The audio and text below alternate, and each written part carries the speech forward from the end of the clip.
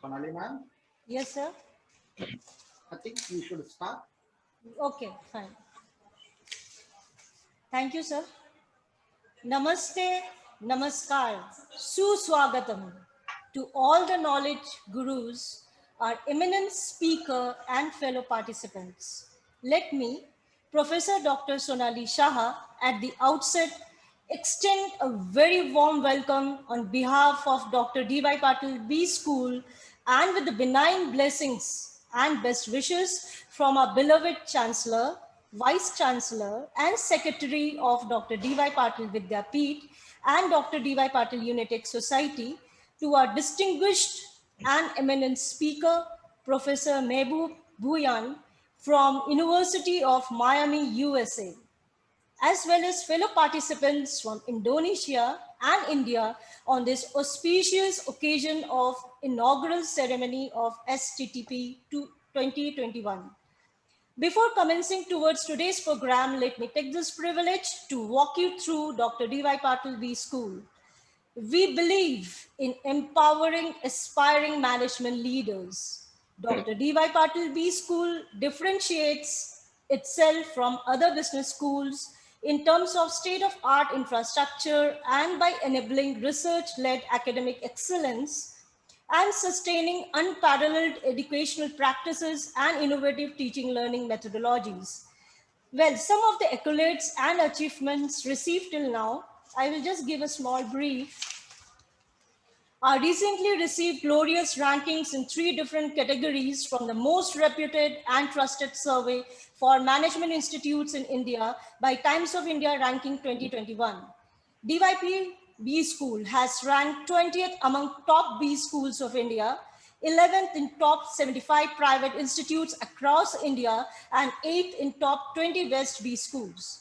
Dr. D.Y. Patil B School has been conferred ET Now Business School of the Year Award for the 2 consecutive years, fastest growing business management institution of the year award by Bijox Media Network Private Limited, New Delhi.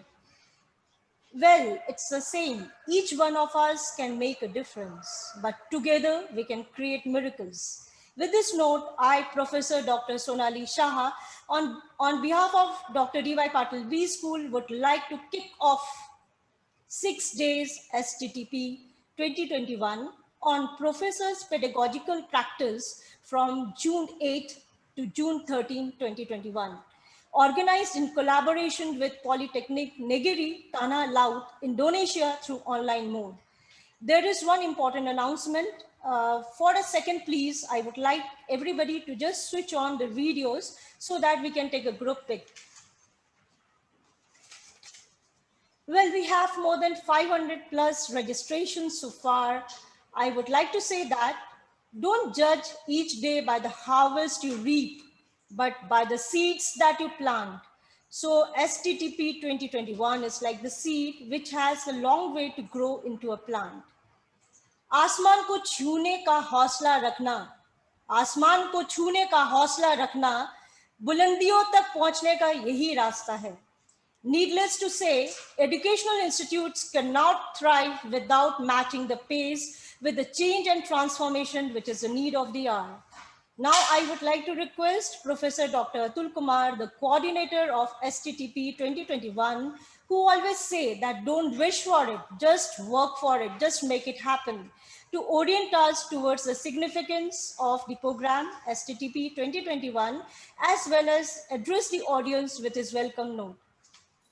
Sir, over to you. Thank you, Sonali ma'am. Sir, we had a group photograph. No, we have. Just 2 minutes. We would request Professor Mehboob also to just come on video. Yes, ma'am. Thank you.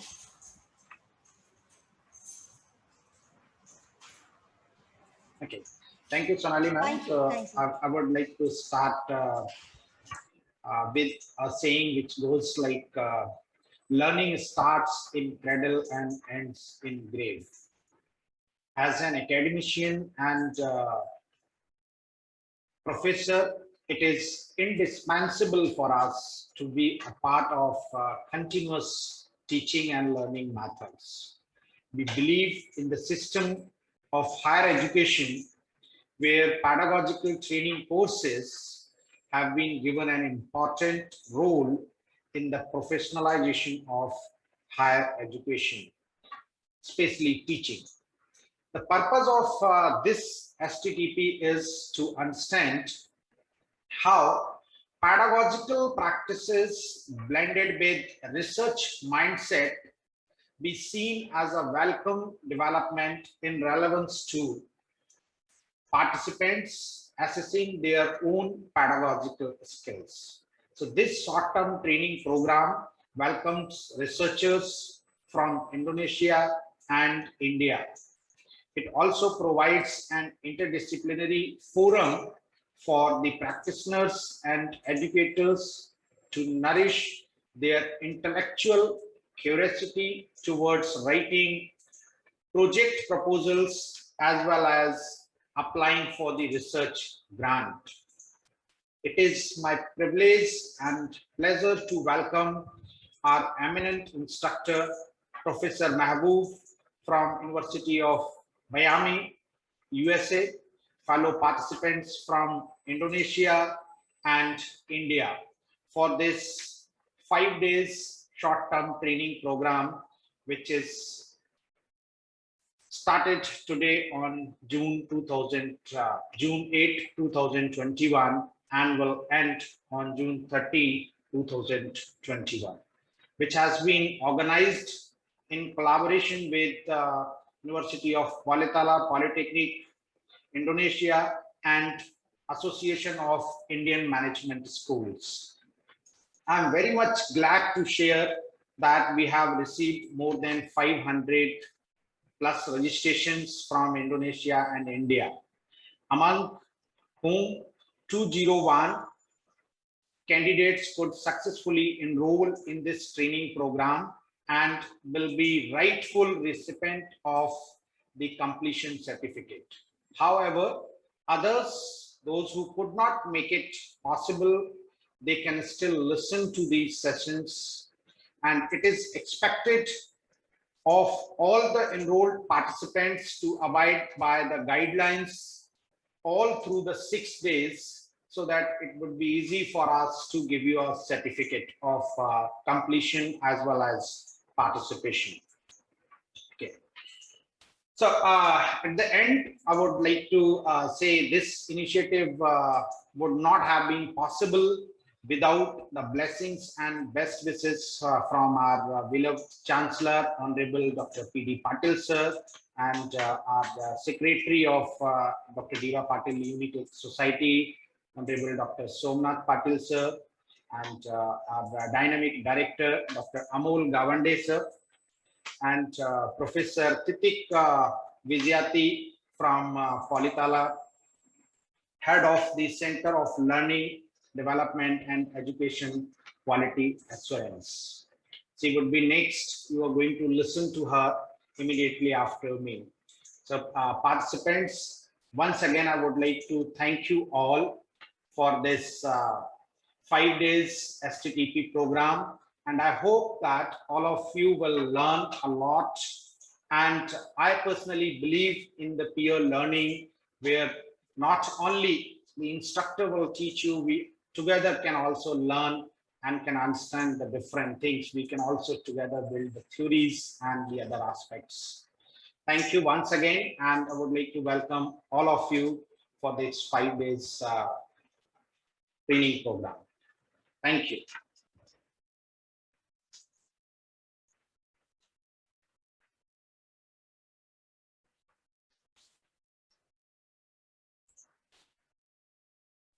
Thank you, Atul sir. Actually, it was unmuted.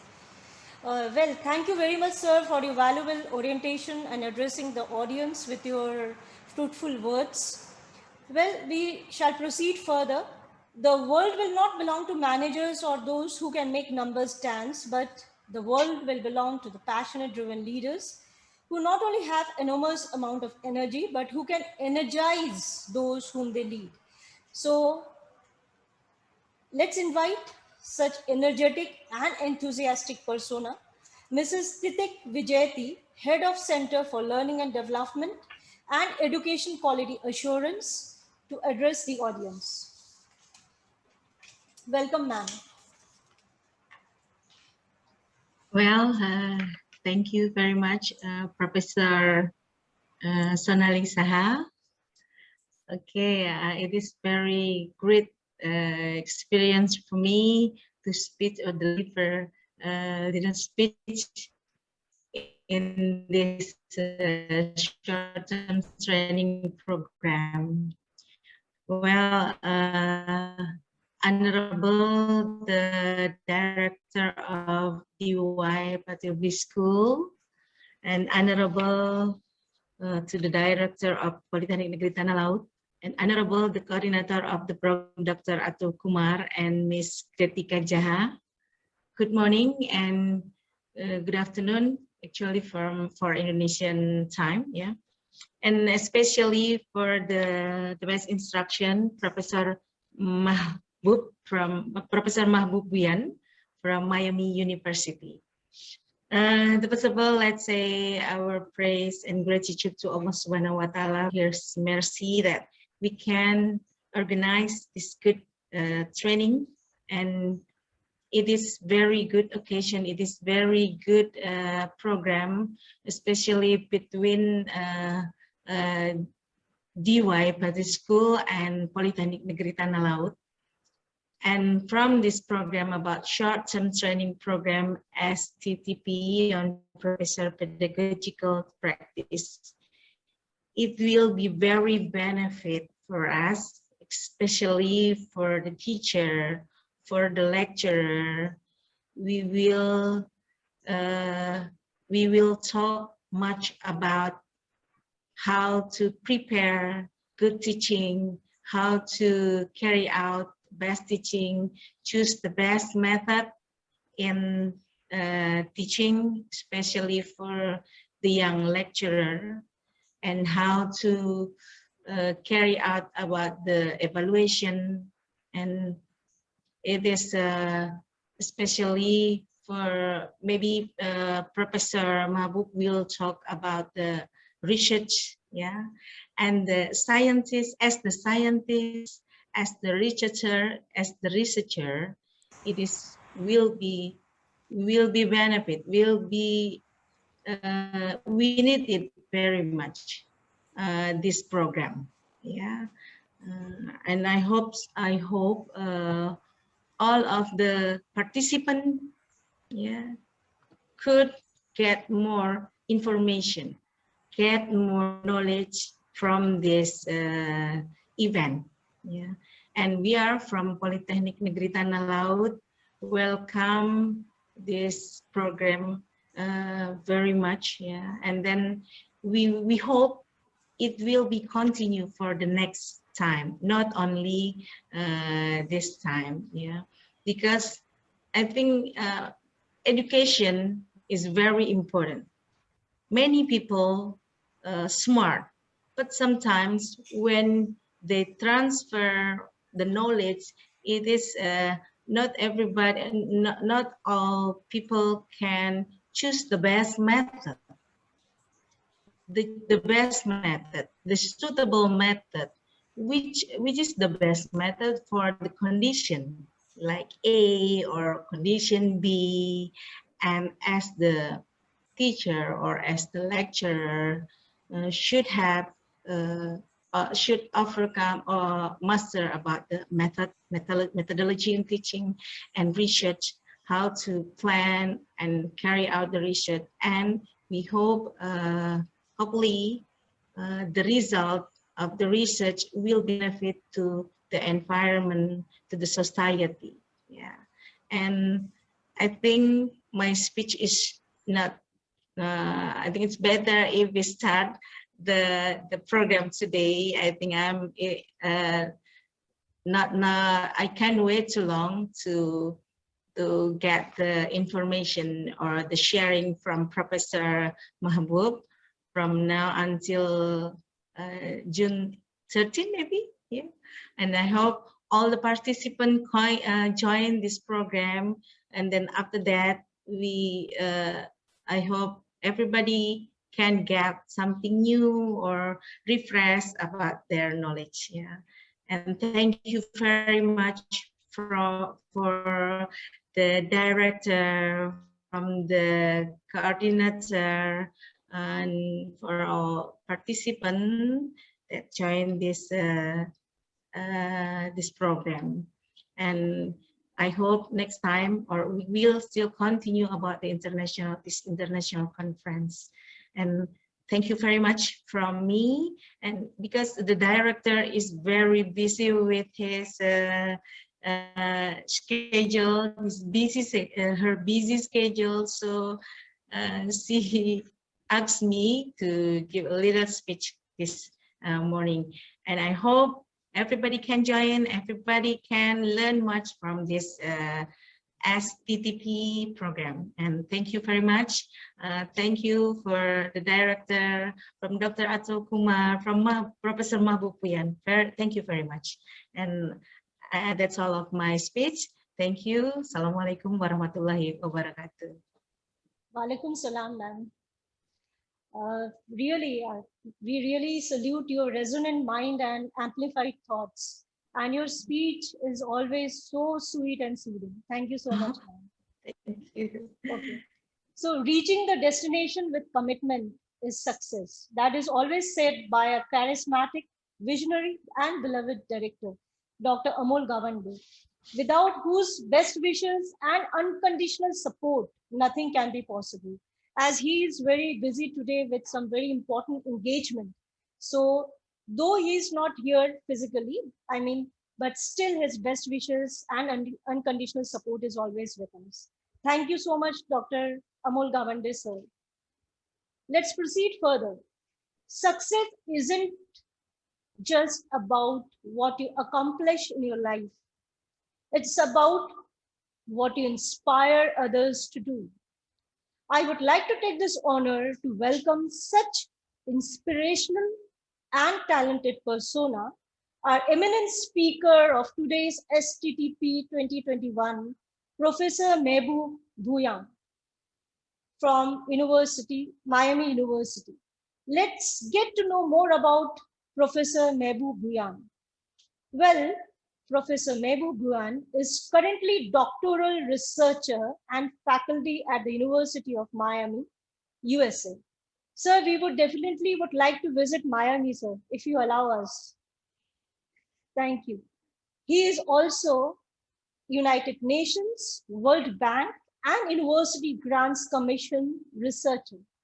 He has published more than a dozen of articles in highly indexed journals, co-authored a book on analyzing social media for business, computer science and media studies, published for Morgan and Kaufman Publication, New York. Accomplished more than 15 scholarships and awards from different universities and organizations, including Grameen Bank Award 2000, Postgraduate Scholarship 2005, European Union Scholarship in 2004, Graduates Research Scholarship from Ohio University 2019, Swedish Government Award 2018, Alpha Kappa Delta University Chapter Award for Outstanding Results in 2019, National Scholar of Medicine Program, National Institute of Health, USA, Distinguished Fellow, South Asian Youth Research and Development. Sir, I think the list is too out of our confined scope, but definitely it's a privilege to go on reading again and again. But sir, please don't forget to invite us for Miami. Anyway, now I would like to request Professor Mehboob Bhuyan from University of Miami, USA, to please take further and enlighten us with your thoughts. Over to you, sir. Thank you, madam. Thank you very much. So I want to welcome you all to the session. So I am also learner. Everybody is learner. So from my point of view, actually, that would be a more of discussion rather than like one-way traffic, since the modern education system is more of more a two-way traffic. That means one will learn from another. So this is kind of like knowledge sharing rather than like only teaching or kind of like taking classes myself. So I always like interactive classes. So interaction is the core of modern learning. So I don't know that how would I deal with this number of participants here, but I want to hear some way from you. So you could write in the comment box, or you can reach out to the authorities over there. So they may actually convey the message to me. So if possible, that I would try my best to answer the questions or any concern that you have. So, yeah, welcome you again to this workshop. So I'm excited to be with you for the next 5 days, including today's 6 days. So I hope that we actually will having a good time talking about research and sharing our ideas about everything about research, our experience of our own lives.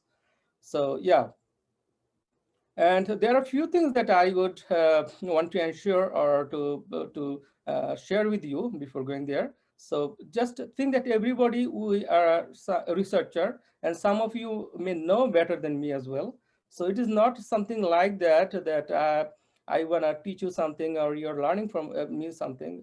Rather, sometimes you could share there's way that I can also learn from you as well. Okay.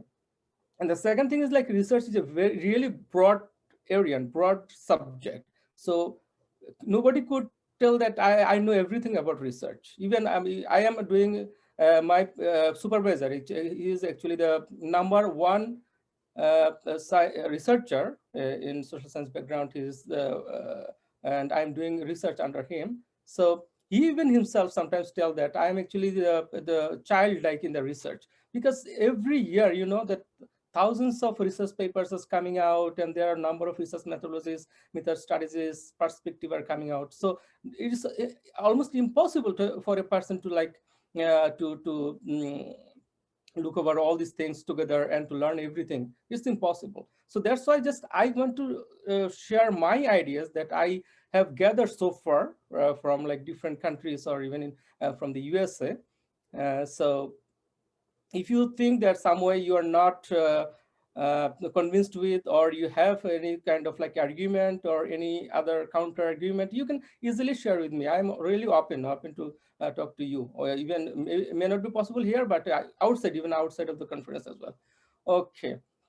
So I don't know that whether I should go straight over there. So before going there, I would like to thank the Patel School for inviting me, and of course the Political Institute of Indonesia for inviting me to this uh, awesome seminar or the workshop.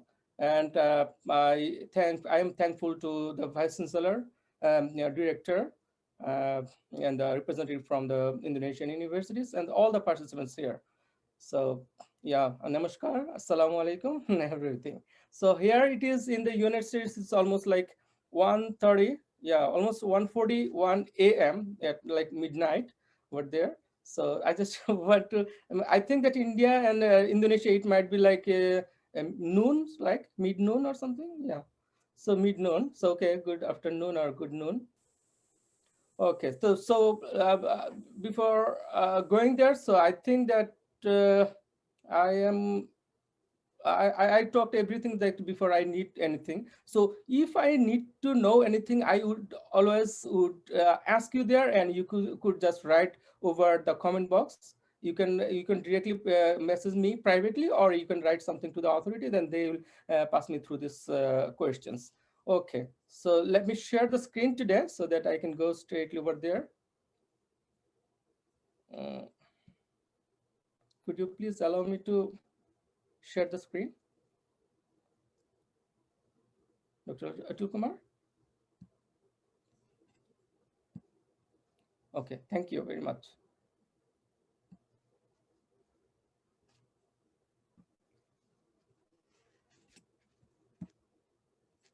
Okay, so since you could see from our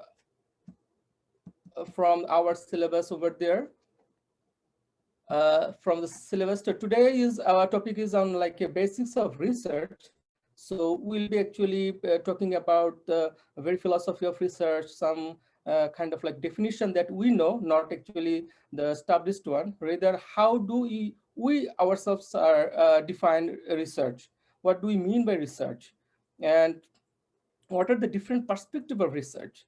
So these are the things that we actually will talking in this uh, uh, first day in the workshop. So so we will go from there.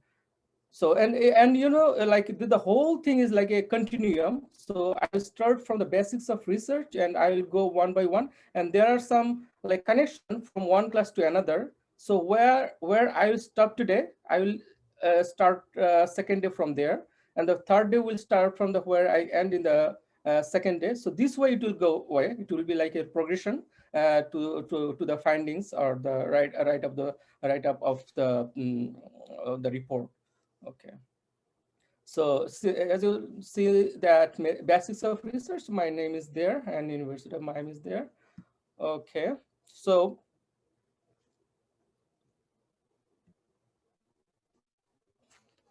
okay, can anybody see clearly over there? No. Okay, so if you cannot see, just let me know. I will make it bigger for you. Okay. So research etymology. So we already know about the term research. So it is widely, I would say, one of the most buzzword in academic arena or pedagogical arena. Research is everything in pedagogy, we know that. So the word itself has an etymology. The root came from like Middle French name, researcher. It is very interesting information. That's why I am sharing it. So Middle French researcher, which goes back to the Latin cercere, or to go around, to wander. The underlying metaphor is that the research in modern sense is a cognitive and intellectual walking around and exploration, and not a straight ahead move to some mysterious target. So this one is very important here. That means if you consider something like as a goal, everybody are going toward the goal, but rather than going directly to the goal, there are that we are roaming around, we are wandering around, we are exploring something. This is interesting in research, because in our real life you always go to the goal. The person who reaches to the goal first, he would be the first. But in research, who will go first may not be the first, because he has to figure out, the person has to figure out, he has to dig out inside the matter, explore everything, what is like fall behind, or what is about to be fall behind. And that's why every person is looking for somehow some exploration, some kind of like ideas gathering, and go to the goal with lots of tons of ideas. And that's why the term research came from. Research, searching, read, that means again. So research, that means the searching again. And searching doesn't mean that we'll just overlook something or look like in the kind of like in the glimpse of idea, bird's eye view, not like that. You have to explore deeply. So the word in India, since many people came from India as well, so in the Indian language, it is also like Anushandhana. Anushandhana is the almost same word like exploration and walking around. And even in different countries, whenever you see this term in their own languages, somehow they mean like that. That it should be like something exploration, it should be something like digging out, something like that.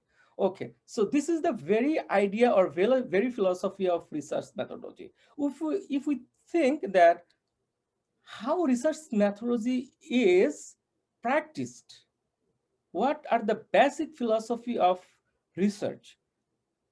To be very honest, every person is a researcher. Every person is a researcher. But the thing is, like the modern research that we are practicing today, it is more of scientific method. So every person, you know, that research in research methodology, there are different forms of methods. Different methods are there. One of the methods is observation. So every person by nature is an observer. The people actually observe everything around them. So in that sense, actually every person is actually a researcher. But the thing is like, in what extent we can accept that form of observation as research? This is the question. Everybody can be observer, but everybody is not researcher. So to be researcher, they need to have certain threshold, certain filtering process. If somebody can overcome this, if somebody can go through this process, then you can call it as research. Otherwise, we cannot. So if you can just see an example of the Greek society, the present world, if you see that all the philosophies, all the knowledge somehow belong to Greece, ancient Greece. So within this, like 500 to 200 BC, you can see that number of philosophers born at the time was like the Socrates, Plato, Aristotle, big philosophers are there. They are called as classical philosophers. So they actually researched everything from their own point of view. They didn't have that methodology as such that we have now. So what they did, it is like intuition. There was no any established knowledge at the time. They produced knowledge. They thought by themselves. So this is the basis of knowledge in the world. This is the basis of like modern philosophy as well. This is the basis of all kinds of knowledge. You can see the Aristotle, you can see that Aristotle, what he calls, Aristotle is the father of ethics, Aristotle is the father of zoology, Aristotle is the father of biology, and then tells a father of whatnot. So one of the American philosophers, his name is William Whitehead. Whitehead once told that actually modern knowledge is somehow the footnote of Plato, that whatever you tell, somehow Plato, Aristotle, or some other people actually told into their thinkings or into their process, thinking process, cognitive process. So that's why you cannot think out of that big philosophers. This is called meta narratives or grand narratives. That means what they told, we are actually we are explaining these things, or we are adding some values to this, but we cannot change the whole values, or you cannot produce new ideas, new thinking. So in a sense, there is a big book over there that end of theories. That means theory ends in 2000, before 2000. There is no theory, new theory will come. That means new paradigm will not come. Whatever you can say, no, someone already told before. So that's why the present research is somehow built on the theoretical ideas, theoretical form of definition, theoretical form of theoretical ground. So, and that's why you are using lots of theories into our research. So the idea is like ancient Greece, actually the birthplace of philosophy and critical thinking and science. They're mainly based on intuition. That is no scientific methodology from their very idea, without reading anything. But all the big problems of the lead to new discoveries as well. Like you can see in Europe and in other countries, the present knowledge are somehow built in the wake of different big problems. Because whenever people face problems, always they think any kind of solution to that problem, and then people start searching for that. And from that idea, we can discover new things. Say, for example, now COVID situation. We didn't make any COVID vaccine before, or we didn't think about vaccine before, because there was no problem at the time. But now it is a problem. And that's why people, or the researchers or the scientists, they were actually looking for that, searching for the protection or prevention of that. That's why it came out. So from Greece to modern society, if you could see the big innovations, big discoveries, all are some sort of in the wake of some problems, some issues, or some hurdles. So we can, so wherever it is research, always keep in mind that there should be a problem. So what we do actually, we want to have a solution of the problem, or we want to treat or address this problem. So this is the idea of research, that always we actually want to solve any problem through scientific research and studies. And that's why you can see that economic OECD, actually it is an economic organization, they actually gave a holistic definition of research. You can see over there. So any creative systematic activity undertaken in order to increase the stock of knowledge, any systematic, just look toward the words, any creative, that means it should be creative. It should not be something like mimicry. It should be creative, that you'll think from yourself. Systematic, it should be systematic. Systematic, that means organized. It should not be like whatever way you want to do. No, it should maintain a kind of system. Okay, undertaken in order to increase the stock of knowledge. Okay, why we are doing so? To increase the stock of knowledge. That means we have already some knowledge, but what we want to do is to increase the stock of knowledge. Second, including knowledge of man, culture, and society. Okay, so what knowledge we are searching for? Knowledge about man. Man means not only male person. Man means both men and women. That means human being. The culture is one of the important factors, both in business and everywhere. Culture. And then society. So we all belong to society, so we cannot go out of the society. So this is one of the important issues, to have some sort of knowledge about like society, and use the use of this knowledge to devise new applications. And what would be the result? What would be the end results of all these findings or the knowledge that we gathered so far if it doesn't have any application? So the question comes that what would we do with the findings of the research? So this is called the application. We always look for the application. But previously you can see, like before scientific method came, Greek philosophy or classical philosophers, classical thinkers, they didn't think about the like solution. But now we are thinking, like COVID vaccine I told you about. So COVID vaccine, actually after research, they made a vaccine, and now they have to devise this vaccine to apply to the patients or the potential victims. So that's why whatever we found from the research, our goal is to go to the goal and to apply it successfully. If it is not successful, that means there are some problems with the process, with the methodology. And without maintaining proper research methods, surely it will bring about a wrong conclusions, wrong findings. So whole idea, whole philosophy of doing research will be in vain. Trust me. So that's why we always have to mention, we always have to keep in mind that our research idea would somehow enlighten us to know everything around us and to give a solution to any particular problem. I think it's clear here now. Now I'll go to the next one. A research need to lead to ideal solution. Okay, it makes sense, which may require further research. And in other words, research is not an end to a problem, since every research gives birth to a new question. This is a very interesting thing. Sometimes you might see, as I told, that research might give you kind of like idea or kind of solution that you can apply. But sometimes you might find that all research findings may not be applied or may not be applicable.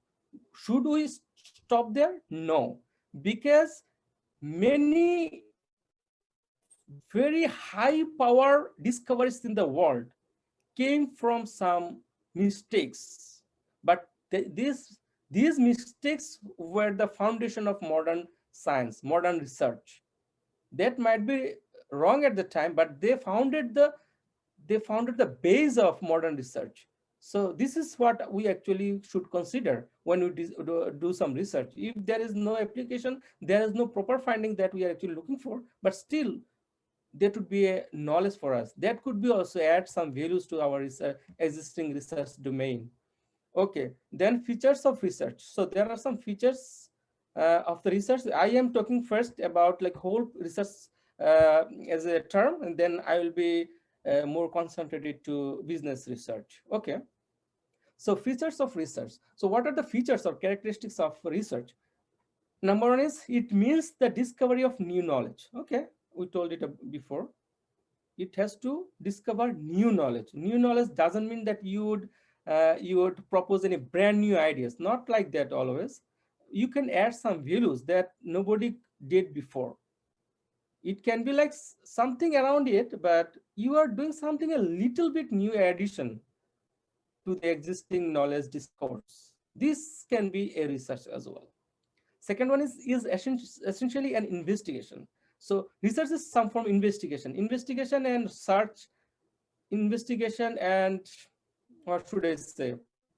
Looking around is not same. Investigation sometimes means very organizedly, scientifically looking something to have some form of result.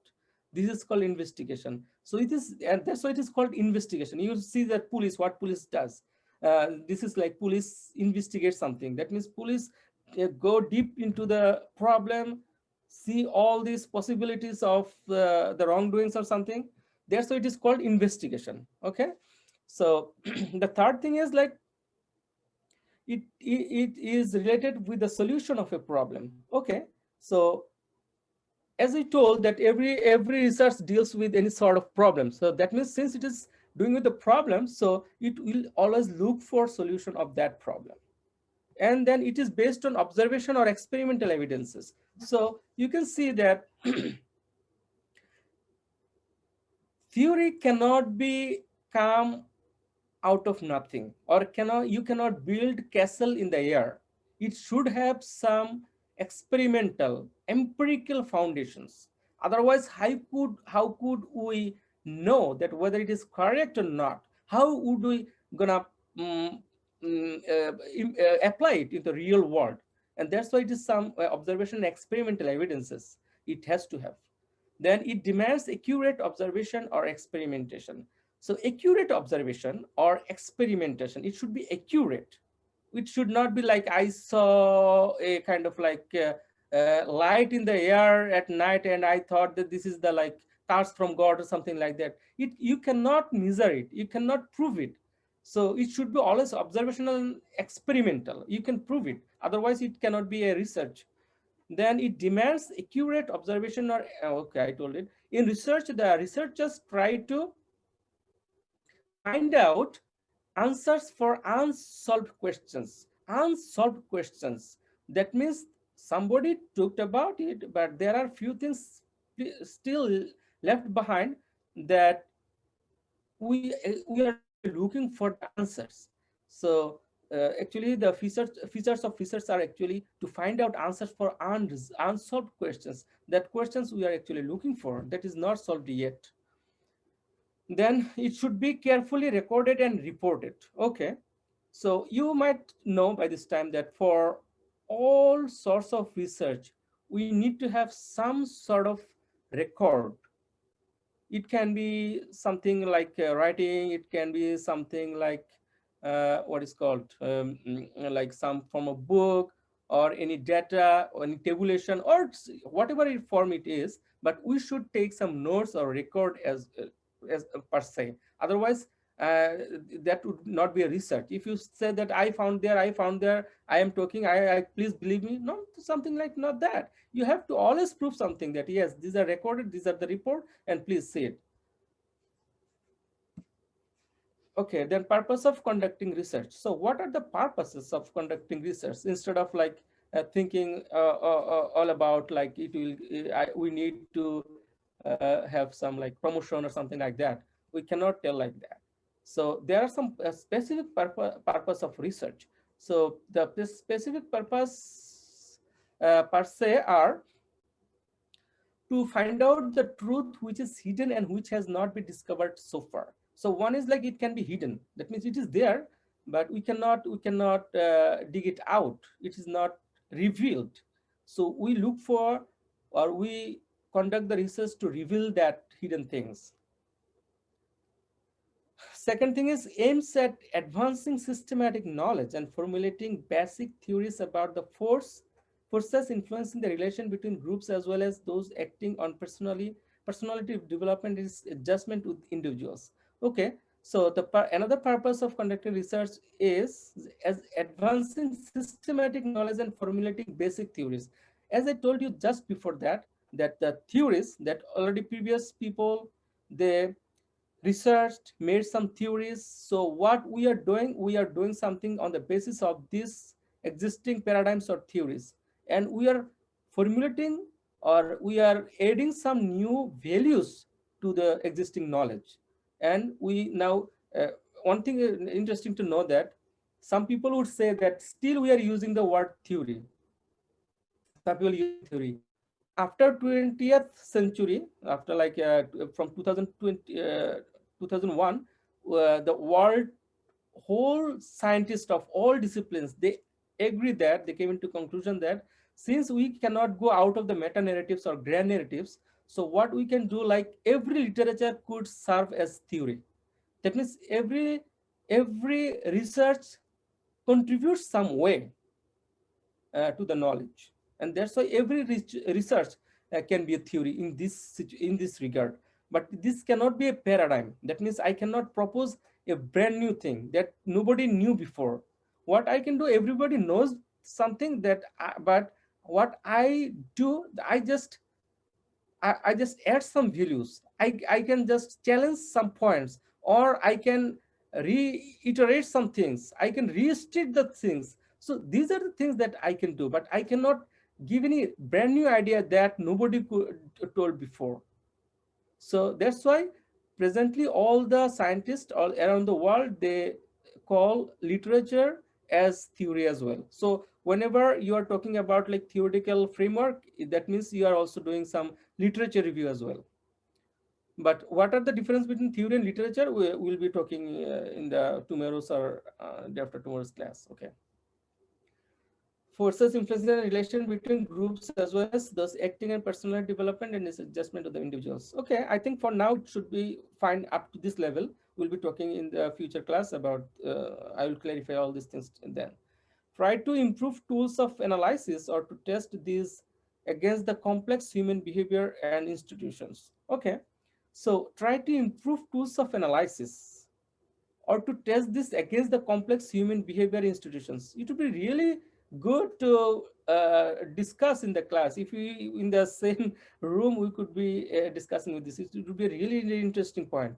That one of the interesting thing or interesting purposes of conducting research is like we want to try to improve tools. Say, for example, say before 10 years, one of the researcher found one interesting findings through using a questionnaire, or they have set of scale. After 10 years, the whole phenomena have changed so far. And to analyze, to know the phenomena or present situation, we need to change the scale that the previous researcher used, or we have to improve the tools so that it can predict better result or more accurate result. This way, always research is always advancing. We are adding some tools. We are challenging previous ones. We are changing some values. So a lot of ways we can improve actually the whole research domain, research discourse, to understand social life and here thereby to gain a greater measure of control over social behavior. Okay, so to understand social life and thereby to gain a greater measure of, okay, so if we want to know about people and the society, and we have mastery over social life, what we can do, we can use this sort of ideas, this sort of knowledge in the society that would help build our own behavior and the social behavior. Because we don't know what is good or bad. If we say that this is good or bad without having any scientific research, that would be a layman observation, and layman observation most of the time would lead to a bad result, wrong result. We don't want that. And that's why we have to know the social world, we have to know the social life in a scientific way through research, so that we can predict human behavior in more proper ways to have a better society. If we do not have scientific knowledge about something, it may not be perfect. It may have some problems with that. So that's why we always have to keep in mind that we are not always look for the ideas that is brand new in nature. Rather I want to introduce something like which will give interesting ideas about like human behavior. What we might not think some may not think sometimes. It may not be out of my ideas, but through this research I got to find that, wow, this is new ideas and I didn't know that. And especially the psychological research actually are doing this, most of the researchers. And you know that psychological present research world is somehow dominated by psychological researches. And that's why you can see that when you refer in the bibliography, which reference or citation you are using, most of the time you use APA, American Psychological Association, APA. That means psychological research are very close to accurate research. They are using proper skills, proper journals, and even what we are using now, like, do you agree with that? Very agree, so disagree, absolutely disagree, something like that. That was also built by a psychologist. You might know that. Likert scale, we call it. Likert actually was a psychologist, or like Thurston, Bogardes. All of these people actually are from psychology department. So that's why I'm telling, like, human behavior, so human understanding is the basis of knowing people, doing some research through which we can understand the society, we can understand people, their culture, and then we can understand the social behavior that can impact for the long term to the human society as a whole. So the last one is to provide an educational program in the accumulated knowledge of group dynamics, in skills of knowledge, in techniques and training leaders, and in social action. What are doing today? So pedagogical research or in educational program in the accumulated knowledge of group dynamics. Okay. In skills of research, in techniques of training leaders and social action. So since you are from all business background, you might know that modern days leaders doesn't mean sometimes political leaders only. We all are from our backgrounds, from our perspective, we are leaders. So as a leader, we have to know the proper understanding of the society, proper understanding of the knowledge, so that we can infer knowledge to our next generation, to our followers. So if we do not have the scientific knowledge, we cannot infer proper knowledge to the next generation, to the next followers. That what happens then? The wrong generation will come out. What happens before, you know about like superstition. So superstition means like in our forefathers, they did believe something, then they wanted to infer to the next generation. So still there are, you can see that a lot of superstitions are going on in the society because of that lack of scientific research methodology. If they did that without scientific research methodology, cannot infer some knowledge, then this whole situation might be in change. I think I can make it clear, since I cannot ask directly any question to other person. Okay. If you have any question or any concern, please write in the text chat box, and then I'll see and try to answer the question later. Okay. So types of research. Okay. So you can see that these types of research. So there are some few types of research. There are few common research you can find, that is, most of the people we are talking, most of the time we are talking about this one, quantitative and qualitative research. But other than quantitative and qualitative research, there are other forms of research. Even out of 4, there are many more types of research. Even I did one research that is not included here. But these 4 are mostly practiced, mostly well known, and that's why I just wrote these 4 names. Okay, so first one is like fundamental or applied research. So fundamental research, that means like the basic research. So what is basic research? Basic research is kind of something like what we do on the basis of the existing knowledge. That is, knowledge is there, theories are there. We just refer the theories and we just want to test the theory, whether the existing knowledge is true or not. We just would test, or we would just add some values, we just strengthen the theories. So this is fundamental or applied research. We are not innovating something new. It is also innovation, but not something like new, brand new, or that would actually a new paradigm. It is not a new paradigm. We are actually just serving the existing theory. Second one is the descriptive and analytic research. So descriptive and analytic research, we know that sometimes when we want to analyze something or describe something, like you to explain something, then it would be analytical research. That means we are not looking only for the answer what, rather we are looking for the answer why.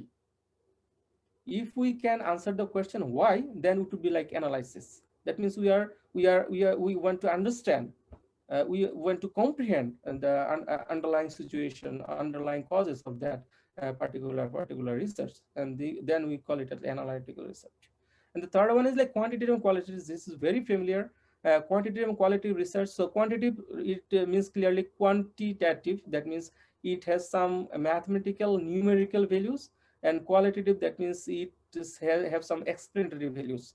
So quantitative research we actually do for especially in scientific research, statistical research, or and some form of business research as well. So quantitative and qualitative also related to like subjectivity and objectivity debate. You might know this term, subjectivity and objectivity. Subjectivity, that means that what is interpreted by the people. It is value laden. It can be partial. It can be biased. We call it like qualitative research. People are subjective being. People can be biased towards something, but this biasness, this is called control biasness, sometimes be good, like feminist research methodology, like the racial research. You can find that people always like to have some form of qualitative research, because if you are out of any kind of like emotion, without any value, you cannot do proper research. We cannot show proper justice to the vulnerable ones, to the minority people. And that's why qualitative research, that means with subjective understanding or subjective interpretation of something, can sometimes be a good research. So this is called qualitative research. And quantitative research is always value neutral, and in another word we can say objectivity. So objectivity means value neutrality or impartiality, unbiasedness. So it will go. We give some numeric values to the social world, social variables, and we'll just we'll just gather all this data, and we just convert our social data or social fact into numerical values, and then we can explain like a number. So in one sense it is good. In some sense you'll find that quantitative research is really very powerful one in the scientific world. But there are some issues as well, like as I told, in the qualitative research, that qualitative research can dig out some problems and answer the question of how and why, but quantitative research cannot. They will say, they'll give you the just number. Yes, this is one variable, this is the second variable. So the association between these variables and what one variable can impact over others, whether positive, negative, if positive, how much, if negative, how much. So these are all the things. This is very instrumental. But qualitative research is something like is more broader. So these are the things. So we'll be talking more about these forms of research in future. Okay, then conceptual and empirical research. So conceptualization is like something like it will not be using into any form of like practical ground or for any action, but empirical research does. In empirical research, we actually want to apply it in the real world, and our very purpose of doing that research is to imply it or apply it into the real world or to policy making process. So these are the basic forms of research, types of research in or for some research. It is not something like it is only for your business research or my research. It's not like that. Rather, it is for all sorts of research. It is all sorts of research that we are doing this research. Okay, so then we'll go for the business research. So now I came into the business research process. So you can see that in business research, they are almost like the basic idea or basic tenet of research is still in the business research. But since social world are diverse, different perspectives are there. So since different subjects, different perspective have their own form of style, own features, and that's why one size doesn't fit all. One size doesn't fit all.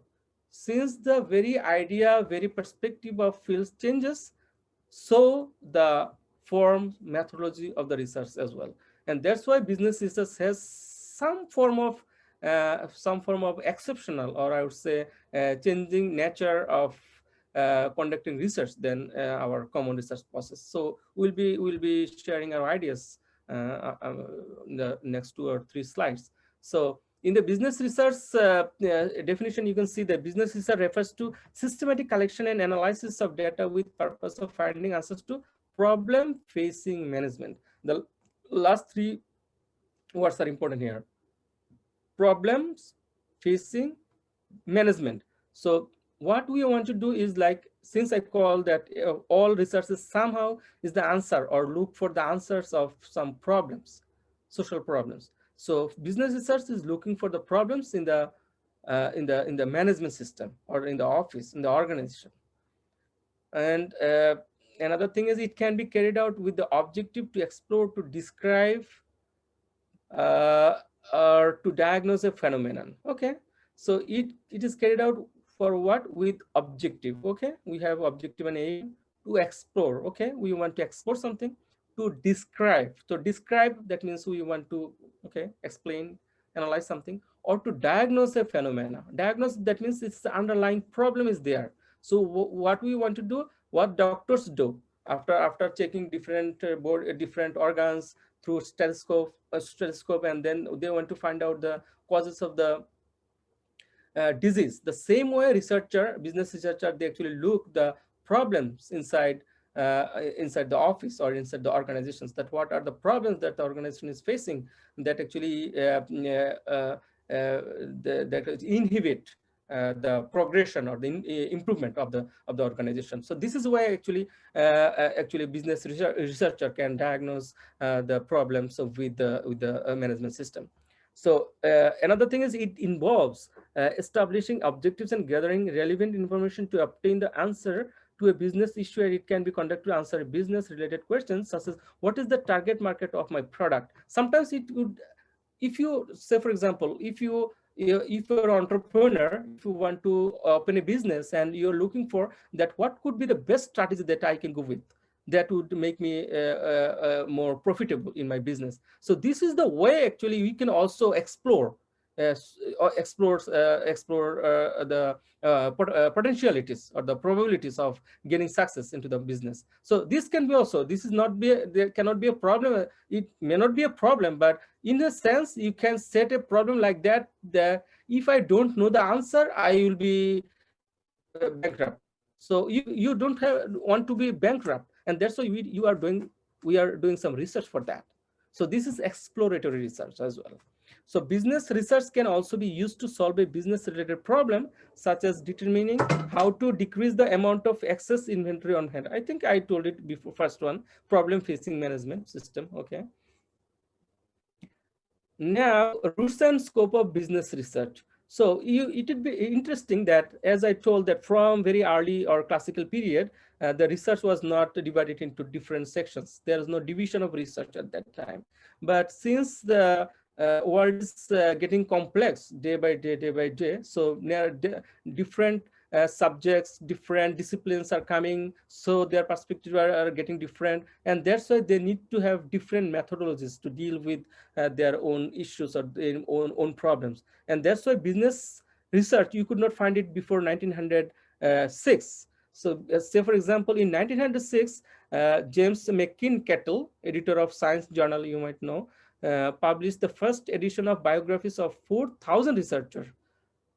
So he just compiled all the name of the researchers into one first edition of the Science Journal. But the problem was there is no business researcher there, because there is no business research as such. That means established business research was not such. Some people might do it from their own periphery, but it is not something like this is very established one.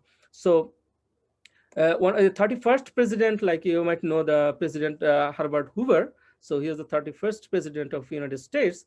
So he was very innovative in nature. He was development thinkers. So he thought that the reason or the precursor of all the developments somehow lie to the research, and that's why everybody has to have some form of action research. And that's why he emphasized on, like 20 years later in 1927, that everybody should do some action research as well. So business research and action research, because it's especially look for the solution, especially look for in the society that could be empirical in nature, that could solve any problem. And that's why after that period, you can see after 1927, if you find different literatures, business literatures, you can find that after 27 there are a number of research were done after that period. But before that you would rarely find any established journal. Okay, then when deciding whether business research is to be conducted or not, the firm keeps in mind factors like the availability of data, time constraint, and the value of research information to company, educate planning, and information gathering essential work. Okay, the scope. So the very scope of business research is always is sometimes like it is not always on the hand of the researchers. There are few things that always have to be consider when you're doing research. So for example, the deciding factors in should be like the availability of data. So about data, I can say one thing. It is very interesting. You might know the name of Mark Twain. So he was a American writer, and it was an interesting one. So English writer. He was an interesting one. So he made a comment about data. Data is like a garbage. Data is like a garbage. Until or unless you can use it, it will not be a wealth. Say for example, like diamond. You said that where diamond is made under like coal, but we don't value coal, but we value carbon. But the carbon and the carbon and diamond are made of the same materials. But until this diamond is not found, they still remain under the coal, and nobody will value it anymore. That's why data is like that. Data is always available around us. Everything is in the world, but it is not that powerful ingredients until or unless we could find it out. We would use it. If we can use it, then it would be a real value. Otherwise, it will be like a garbage.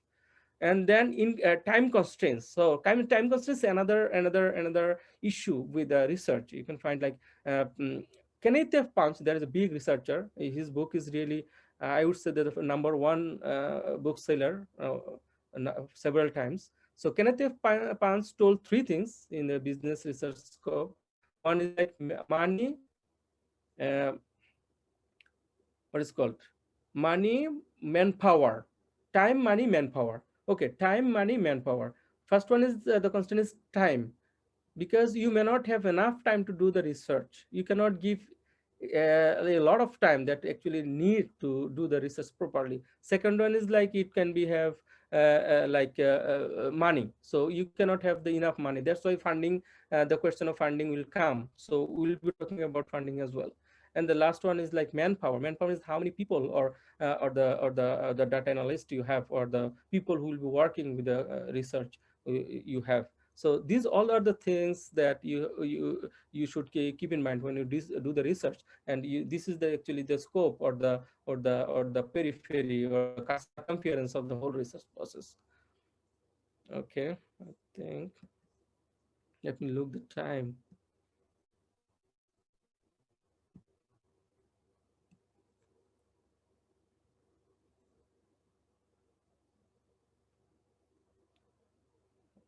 Okay, and then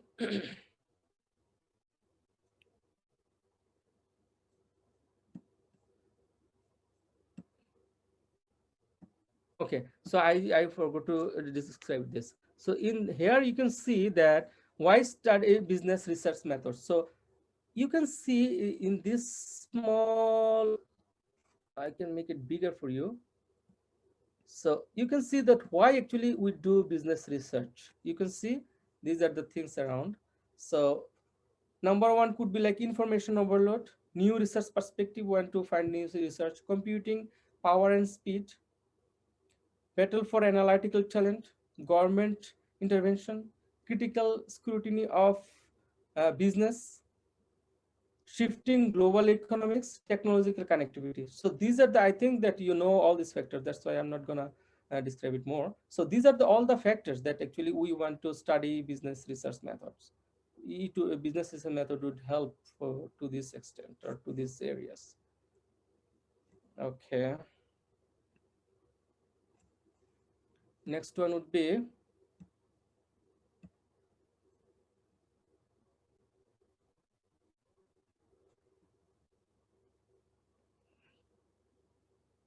okay, I'll answer this question again. Conceptual and okay, conceptual and empirical research. So someone asks about yeah, conceptual and empirical research. So conceptual and conceptual means like it's a concept is not something you can apply for your understanding, like for your scholarship. Even in the journal you can see that whole research uh, aim of whole research are two things. One is to enrich your knowledge, enrich scholarship, not to apply it in the real world. Theoretical knowledge, we can tell. Yeah, it would be easier to say theoretical knowledge. It is all about to know theoretically about few things. You could understand, you could enrich your understanding about few things, but not necessarily that you are gonna present it, you are gonna apply it to real world. But in empirical research, it is more of employing it into the real world, more of applying it into the real world. It is operational research. And you can see like in project, in when you submit any projects, so projects research are always empirical, because you are doing research to apply it into the real world. And the donor who will give you fund, so they give you the fund to do some research for them, so that they can apply it into their domain, into their areas, to improve the things. This is empirical.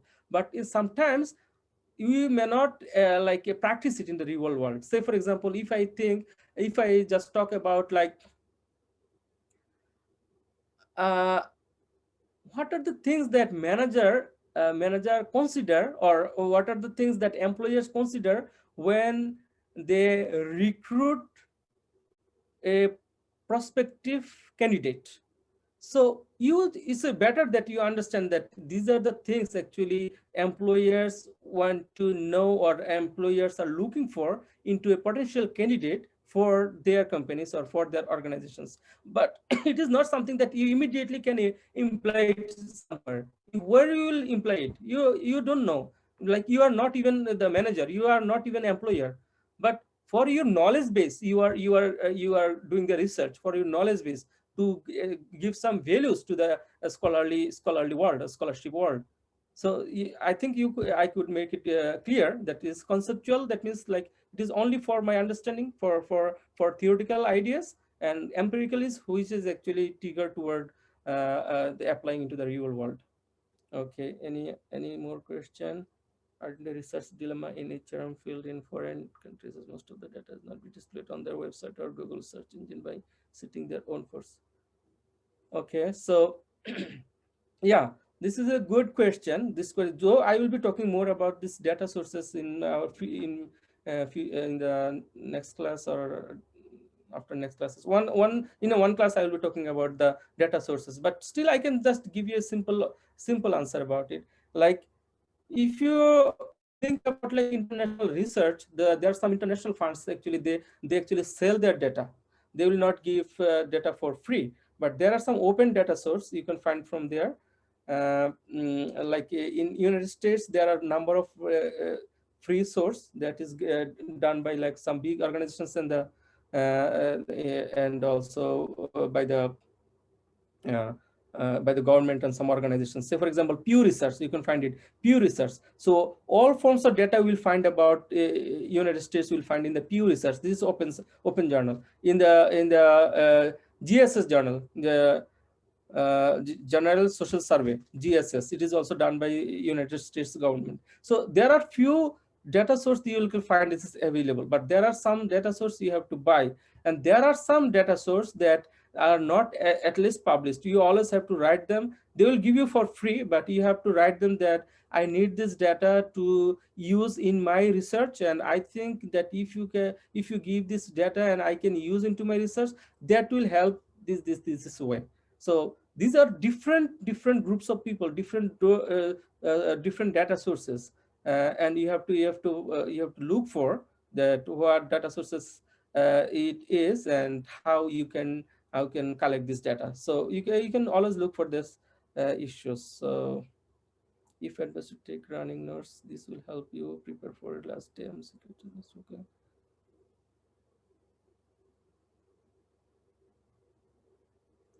Any other question? What kind of question can be answered through qualitative research design? A question from one of the person. What kind of questions can be answered through qualitative research design? Okay, good question. So in qualitative research and quantitative research, so actually this is a broad name. Within this quantitative research, you will find hundreds of methodologies. But the very idea of quantitative research is actually we want to quantify. We want to quantify. We want to set some numeric values of the data. So data, that means if you say yes or no something, but the computer or the quantitative research, the quantitative research method, they do not know either yes or no. They only know the number. So for example, for yes, you can set 1, for no, you can set 2. So they can only say whether how many 1 is there, how many 2 is there. So when you analyze these things, you can tell that since most of the people said 1, that means we know that 1 means yes, and that's why we can tell that most of the people said yes. This is why actually analyze this quantitative research. So that's why quantitative research cannot detail anything, because we have to quantify yes, no, agree, disagree, something. So if it is open-ended, like if I say, example, if I ask, say for example, like, do you agree this thing, and you say that I am not sure, but one day I read on a book, the book was telling something like that, I agree partially, but this is not something. How do you quantify this? The number of things is very weird something, or this is very uncertain something. So in quantitative research, you cannot do this thing. So quantitative research should be always specific, and you do not have any option to like go away from the answer. Like yes, no, you have to give either 1 or 2. You cannot say 1.5 is something. This is the quantitative research. So always quantitative research should be something like which has only 2, 3, 4, 5 options. So out of options, you cannot do something. You can give some NA, but NA actually doesn't have any value. You always have to exclude in the future. Otherwise, you can give 0. That actually cannot impact on the whole result. I will tell more about the quantitative process in future. Okay, for about qualitative research. So qualitative research, since we want to know in detail about the findings of the research, that means I asked the person that why you do this thing, Do you believe this? Something like that. Do you believe this? In quantitative research, they said yes or no, either one or two. But in qualitative research, we will ask that why you believe this thing. Do you believe this thing? Yes. Why you believe these things? So in quantitative research, you cannot ask why, because if they answer the question of why, you cannot make it a numeric value. There can be different ways they can answer. And in qualitative research, you can ask them why, and if they answer whatever ways, you can write them down in case studies. You can write them in ethnomethodology notes.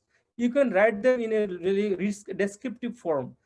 Key participant information, KII. There are a number of qualitative research methods that you can have. So all these qualitative research methodologies, they have separate options where you can write in detail their understanding, their narrations, their livelihood. Even in empirical research, what is not empirical, ethnomethodology, you can find that in ethnomethodology, actually people doesn't talk anything even.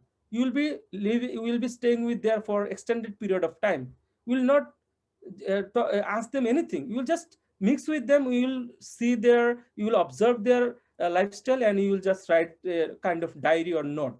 And this is the research. So that means you can understand the whole things, inner feelings of that particular group of people. Here, this is another question comes. I don't know whether I can manage the time. So another question comes, or one of the term is widely used in the qualitative research, that is called standpoint epistemology. So I will talk about epistemology and ontology in future classes. This is very, very important. So epistemology, that means standpoint epistemology, how we epistemize, how you view the world through the eyes of the people, not eyes of the researcher. But in quantitative analysis, we cannot through on the eyes of the people. What we do, we always make a questionnaire, say yes or no, just give tick or something. So this way we cannot interpret something, we cannot value the understanding of the people, because they cannot explain their feelings or something like that. But in qualitative research, let's say, for example, standpoint epistemology, we always have to wear other shoes. We have to go toward the participant. We have to look there. We have to feel their understanding. And that's why actually qualitative research will we look for the answer of all the whys. Why things are doing so? The causes, the reasons. I think I could make it clear.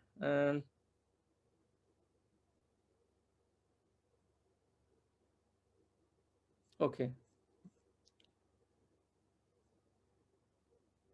Okay, I think I should go with the session. If you have any question, I think at last, yeah, in there will be a question answer session. In the question answer session, we could be talking more about this research process. Okay, okay. Now let me go to the next slide. So since we are talking about like different ways of for research, and their factors and their rules and scopes, now we'll be talking about the process of research. So how we'll do the research? So there are a number of processes. Let me make it clear here. That means there are a number of ways that we can reach into the goal. There is no single ways. So different subjects have their own form of research methodology, have their own form of research process. So all the aims and objectives are all the same. Through scientific endeavors, scientific process, we want to find out the answer of why, find out the answer of why it happens, or find out this answer, look for the solution of the problem. So the aims are all the same. The problem is the process. Since every subject has different perspective, different form of framework, and that's why their process can be different. But there are few things that every subject actually does maintain. So that's why I will say about something generalized process that could be applied to almost all different backgrounds, all different disciplines. Number one is identify the problem. It is common for all disciplines. That means at first we have to identify which problem you are facing, or on which problem you want to conduct your research. I will discuss it later. Second one is extensive literature survey. Literature is usually phenomenal to your study. That means how many research have done so far on this issue. Because if you think that this is a problem and we want to do the research, but someone already did this, what would be the use of it? And that's why you always look for the literature. That means what are the other people have done so far, what were their findings, what were they missing. Or you can challenge as well, that yes, they found this thing, but I think that they are wrong. I believe that I could produce a different results. So this way literature review is really important. And there is another important interesting issues with this literature review. When I did research, you might know that I also do research with Wikipedia. I am also Wikipedia researcher now. So I, along with another professor of Ohio University, we are doing research with Wikipedia. So in this Wikipedia, we are doing like whaling. That means whale. So whaling study, that why the number of whales are decreasing day by day. So on this whaling study, we have found the literature, and we did the literature in new ways. We actually proposed a new way of literature review. You will find in the next book or somewhere that we actually innovated a new form of literature review. This literature review is actually the foundation of, like, who is the first author who did the research, what did the second author did, how second author actually contributed to the first author. Did he challenge it, did he add something, or did he somehow add some values with this, modify something? And what about the third one? So this is called generational literature review. So we did this one. So this generational literature review, you can look for the generational literature review, then we can understand what are the research gaps, that what did not do before. So if you could find out this generation research gap, then you can easily figure out your research objectives or research process, that how you should go. The third one is like writing a primary synopsis. So before going to the actual research, you can also look for like some primary synopsis. That means you can write down like it's a draft.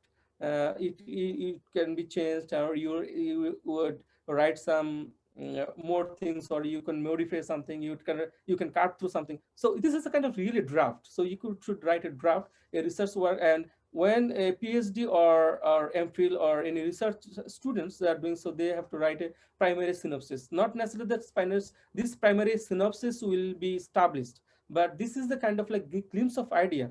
Is the first step of doing a big research. And then continue from the next before slide. The fourth one is identify and labeling variables. So the variables we're using. So you know that in research, what we do, actually we are looking for the association between the variables, whether they are positively or negatively related, or is there any association is there or not.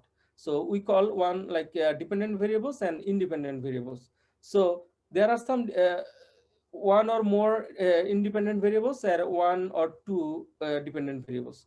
So since we set the dependent and independent variables, and we will look for the association among these variables, this concept or the variables we have to identify and label in a way that can represent our objective, represent our problem. We cannot write any term that you cannot prove, or then that doesn't have any academic value. And that's why literature review can help you with this regard. In different literature, you could find some concept or some variables, and you could just add some variables with that, or you can deduct some variables from that. But you always have to identify and label some variables. These are the variables I want to study, and I want to see these would be my dependent variables, that would be my independent variables. So I want to see this association among these variables, whether is there any association is there. If association is it positive or negative? So these are the things we actually look for the variables. So identifying and labeling these variables like independent, independent, these are the facts that we have to always keep in mind. And you know that dependent and independent means independent variables we cannot change it, dependent variables we can change it, and we always actually look for dependent variables, though it seems like independent, because independent variables we cannot change the independent variables, we can change dependent variables. That's why you always look the answer for dependent variables, not the independent variables. Independent variables are there because, say for example, like age and say responsibility. So you cannot change the age, but you can change the responsibility. So that's why we always look relation between age and responsibility, and we identify that yes, one variable would be age, another would be responsibility. Since we cannot change the age, it should be independent variable. Since we can change the responsibility, then it would be our dependent variable. So we want to see the impact of age on responsibility. So one would be impact of another. So this is called identify and labeling variables. Identify the variables and label it, dependent or independent. Which one impact what on what? Okay, then with this setting up of hypothesis. Yeah, hypothesis is phenomenal in, especially in quantitative research, though in qualitative research always sometimes, but especially in quantitative research we use hypothesis. Hypothesis is something like we predict that this might happen. How do you know that? From your own observation, from the literature review, from the theory, from different sources. You can have a kind of like hypothesis that, say for example, I told you that age and responsibility. I told you that age and responsibility is associated with each other, are associated with each other. How do I know that? This is my common assumption, right? Or it can be found in the literature review. Somehow we know that there is some association between age and responsibility. That's why you can set the hypothesis. There is a positive relation between age and what is called responsibility. So this is called hypothesis. And then later on, there are a lot of things on hypothesis. How to coefficient the hypothesis. That means whether these variables are really related to each other. Then hypothesis testing. There are a lot of things about hypothesis in later. But hypothesis is important. Why important? We'll talk in the next slide. Not today. In the tomorrow or day after tomorrow. Okay, so is there any question till now? Just let me see, is there any question there?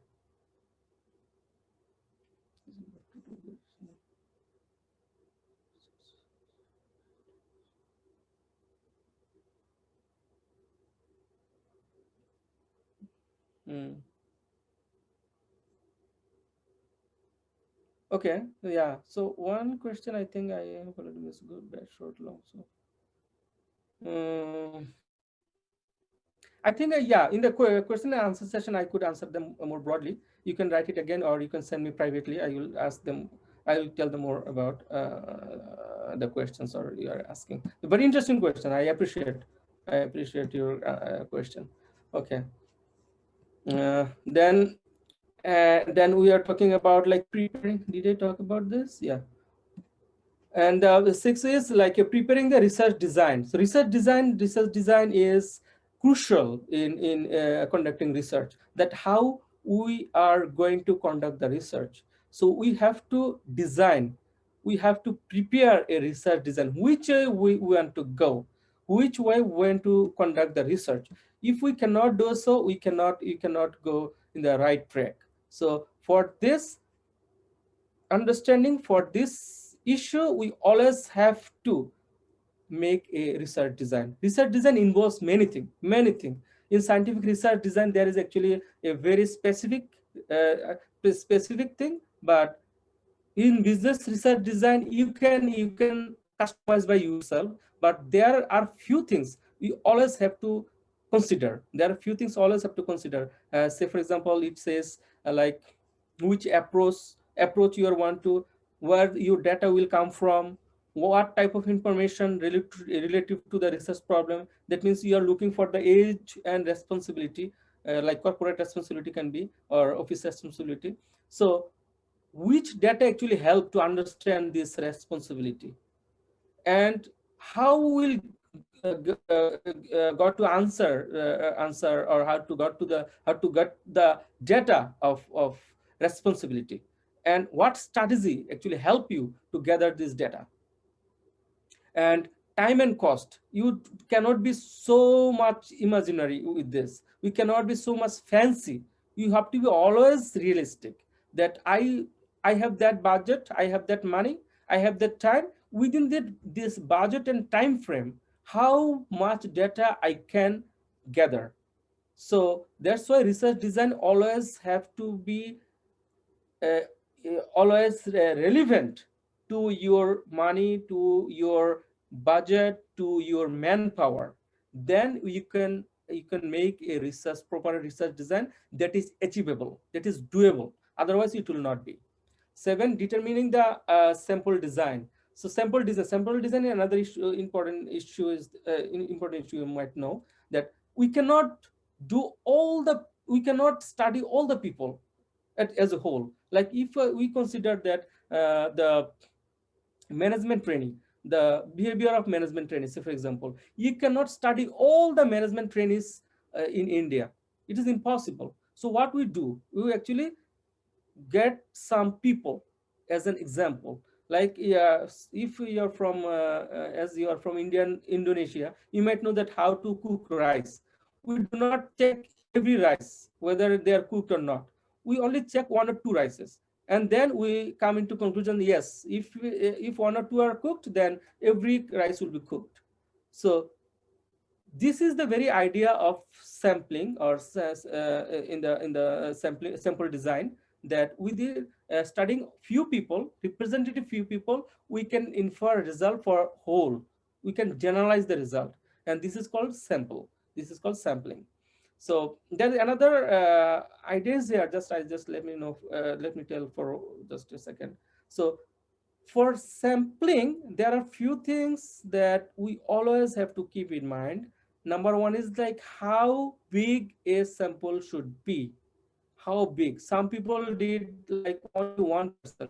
Some people did 50%. No. So you always look for the population. You know that what is population? Population doesn't mean human being in research. Population means that in which your study target to.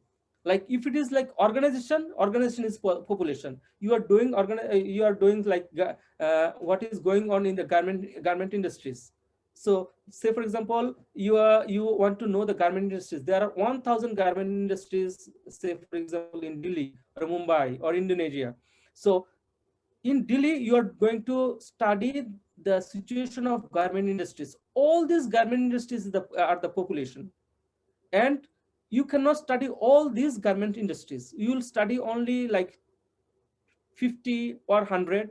So this 50 or 100 would be your sample. So whole the generalization will made in future, that would be your population, and the and the people population you are studying, there you will sample. So sample will be small in size and population is the whole. So just keep in mind that thing. And sample should always be. And the most of the scientists, most of the researchers, they agree that that should be almost 10 to 15% of the whole population. 10 to 15% is the ideal number of samples. It should not be less than 5%, it should not be less than 30%. But if you want, like in survey research, we always do something like almost 100% sometimes. Like in my research, I'm doing a big research under US government, US Institute of Health. So we are doing research on vaping, e-cigarette. So our study involves about like 1,600 students. 1,600 students is almost like 30% of the whole population. Yeah, only like undergrad students. Okay, then collecting of data. So how we are gonna collect the data? So there are some there are some of the methods that we can collect our primary data. Number one is like observation method. We know that. Direct personal interview, telephone interview, questionnaire, schedule, or something like that. This is all about like quantitative method. Since this is called scientific methodology, I'm talking about business research is always like scientific research methodology. But in later part, I will talk that how you can supplement with qualitative research as well. But primarily business research should be it would be quantitative in nature, but you can supplement with qualitative research. That is called triangulation. What is triangulation and how we can do so, we will be talking in future. But just keep in mind that yes, most of the time we will do quantitative research. So in quantitative research, we will collect data through these issues, through this process: observation, interviews, telephone interviews, questionnaires, schedule method. These are the main collection method. 9, execution of the project. And then we got our data, we found our data, we have our data. The researcher has to see the project is executed in a systematic manner in the time. He should make necessary preparation for successful conduct of the project. So then we find out that these are the things that will go through and this is the way we'll go. This is the sources we'll look for. This is our process, and then we'll execute the process. That means we'll go into the real field. We'll collect our data. We'll do our observation or whatever we want to do. So this is the time that we'll go for the execution of the project. That is our design is done here. Our collection process is done here. Sample is done here. So we'll go to the real field to see the actual result and to execute our research design that we have made so far. Then processing, analyzing, and interpretation of data by statistical methods. So in quantitative research methodology, we always use statistical method, and it is really tough to do manually. Previously, we had to do manually. But like in my undergrad and masters, I did. It was like in before. It was in 2004 and 5. So I did this method in manually. I had to write it in tabulation sheet, a big page. I had to write everything. But now it is more easier. There's lots of statistical packages there, SPSS, R, Python. There are lots of there. So in the statistical package, what you have to do, you just have to input the data that you have collected from the field. So we just input all the data, and statistical package will analyze the data for you. So what you have to do, you just have to reinterpret it, because since I told you that this the statistical package or the data, it is only numeric values like 2 or 1. But since human being only know the words, but the computer know the number. Even there's interesting thing that computer, whatever we write, computer actually cannot read any word. You might know, whoever good in computer science, actually computer know nothing about like word. Computer know only numeric values. For every word, every letter, computer has its own numeric value. So whatever we write, actually computer take it as a numeric value, set it a numeric value, and it expresses, interpreted it through different words. So this way, actually research analysis also does the same thing. Whenever statistical package, statistical softwares do some analysis, they actually interpret, they actually analyze the data through numeric values. And for that, the interpretative works is on the hand of the researchers. Researcher will write the interpretation, because researcher knows that 1 means yes, 2 means no. So since 1 is like 60%, researcher says yes. Since 1 is 60%, that means 60% people said yes. 40% is no. 40% says 2, or 2 is 40%. That means 40% people said no. So this is the way that numeric value can be interpreted through the researcher, but the analysis would be done by the statistical softwares. And then testing of hypothesis. Now question came, the testing of hypothesis. As I told, that we assume some results, predict some results, that if I do the research, I believe that our results would be like that, or we'll get the association, we'll see positive association between age and responsibility. So I just assumed it, I predicted it. Whether or not it is correct or incorrect, this is the question. We have to prove it through proper hypothesis testing. There are a number of hypothesis testing you'll find in statistics. So through this testing, we can then say that yes, what I hypothesized, what I took as a hypothesis beforehand, this is whether positively associated, negatively associated, whether there is no relation at all. So whatever it is, you through this test you can come into conclusion, or come into effect. Okay, 12, preparation of the report or thesis. Once everything is done, then we'll make a report or the thesis out of this all things. So in this preparation or report or thesis, actually what we do, we write everything from defining the problems to hypothesis testing, whatever, whether we found positive, negative, or any relation between or among these variables. We write everything in the preparation of the report. That means in the report section, sometimes we call it discussion. So in the discussion and report, we will discuss everything. So here the whole things on the hand of the researchers. Before, there are very scientific organized ways that a researcher did not have enough independence.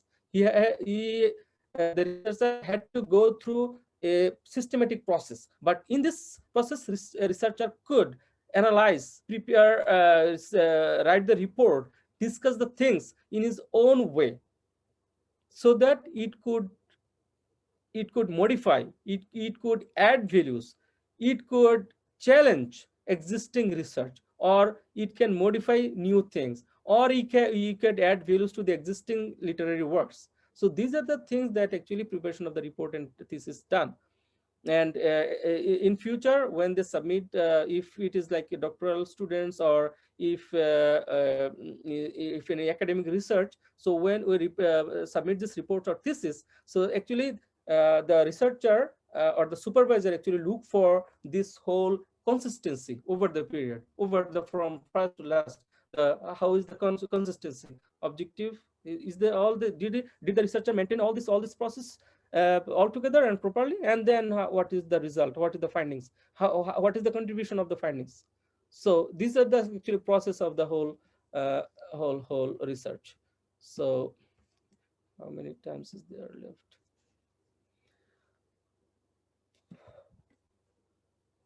Okay, 14 minutes more.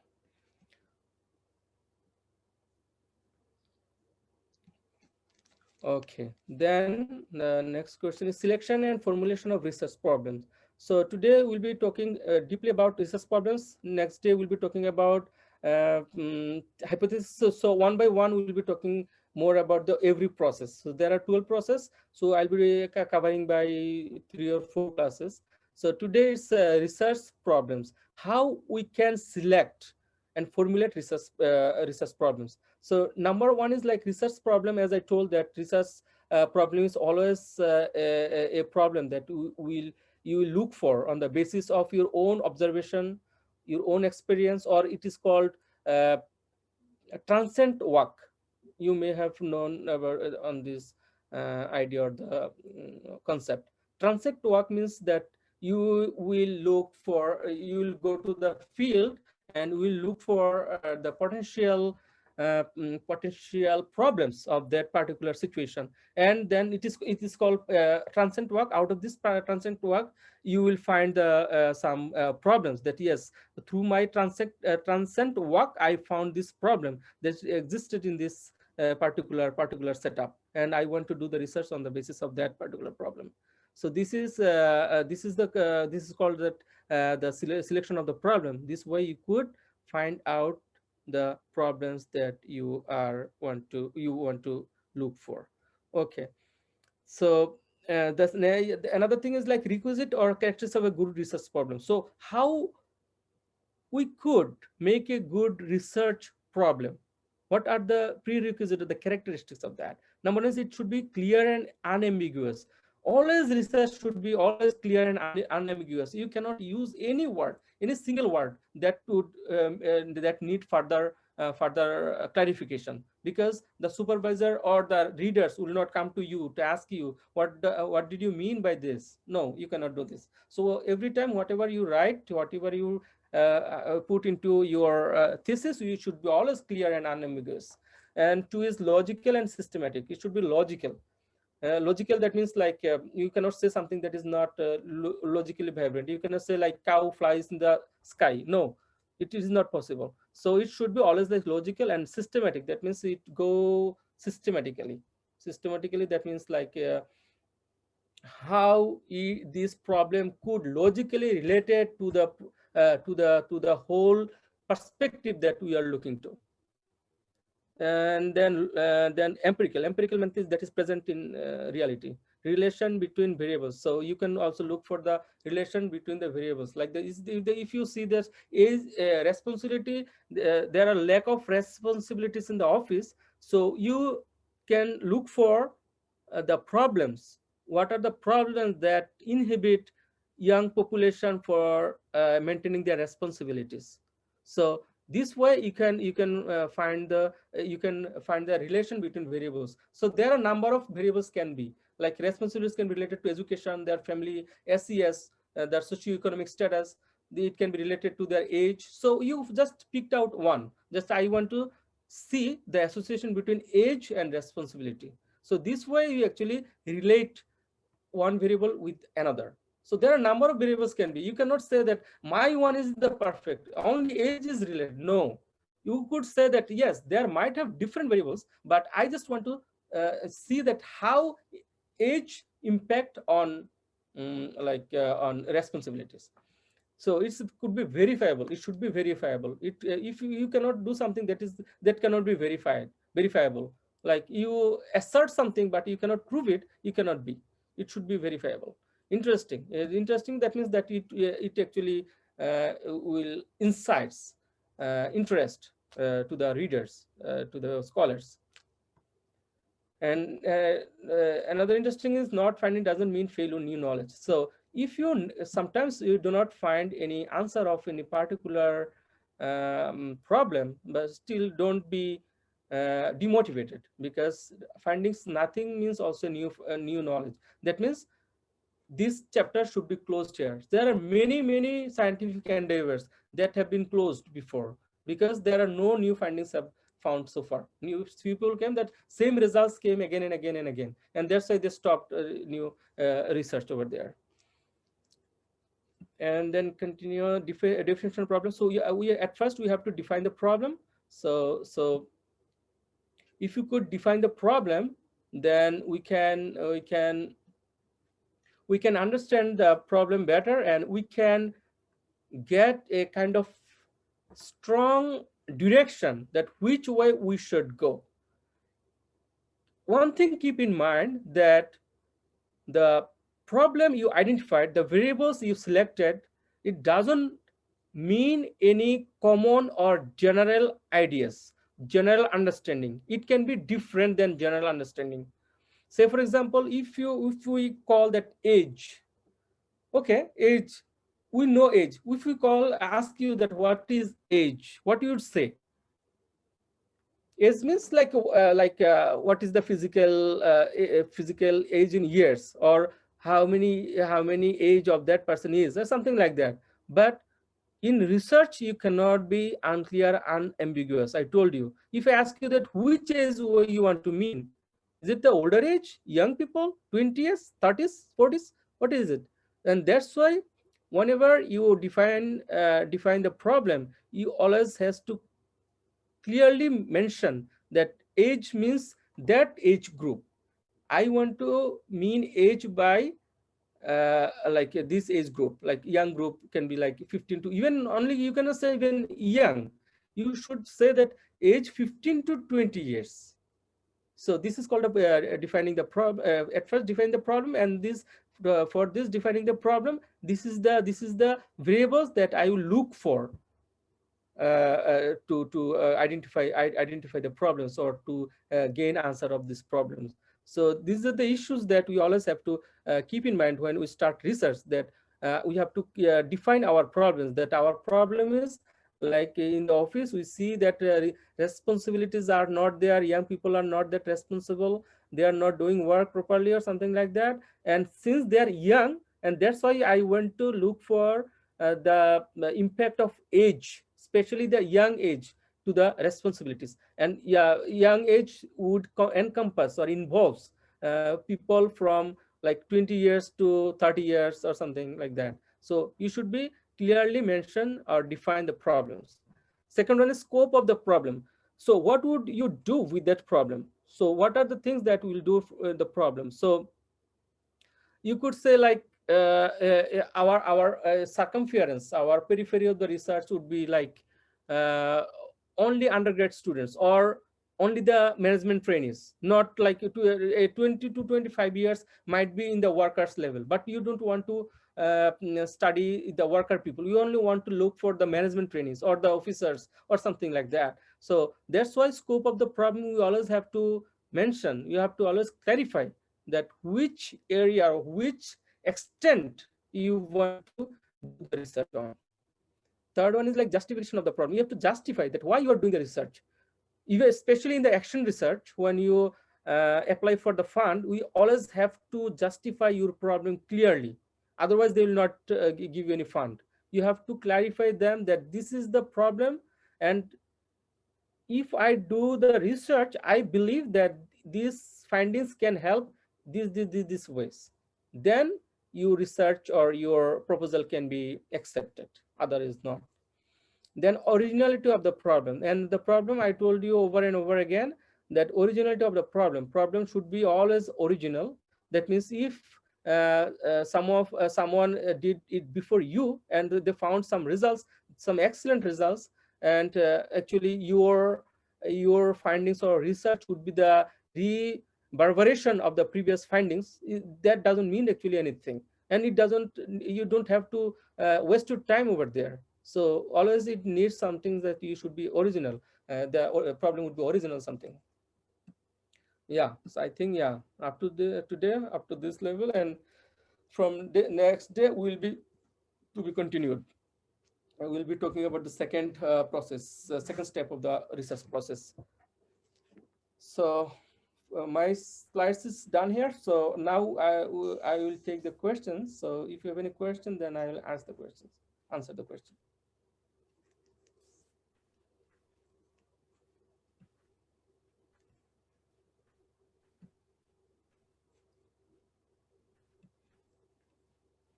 Should I start, sir? Should I start answering the question, or Yeah, absolutely, absolutely, sir. okay?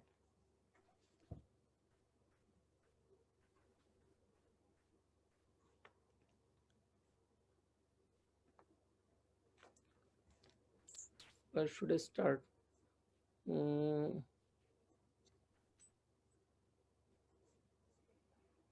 Organization for Economic Development. It is really nothing. Okay. Kind of question answer through quality. I answered this question. There'll be okay. There'll be that kind of question can be answered through quality. I answered the question. What? Okay.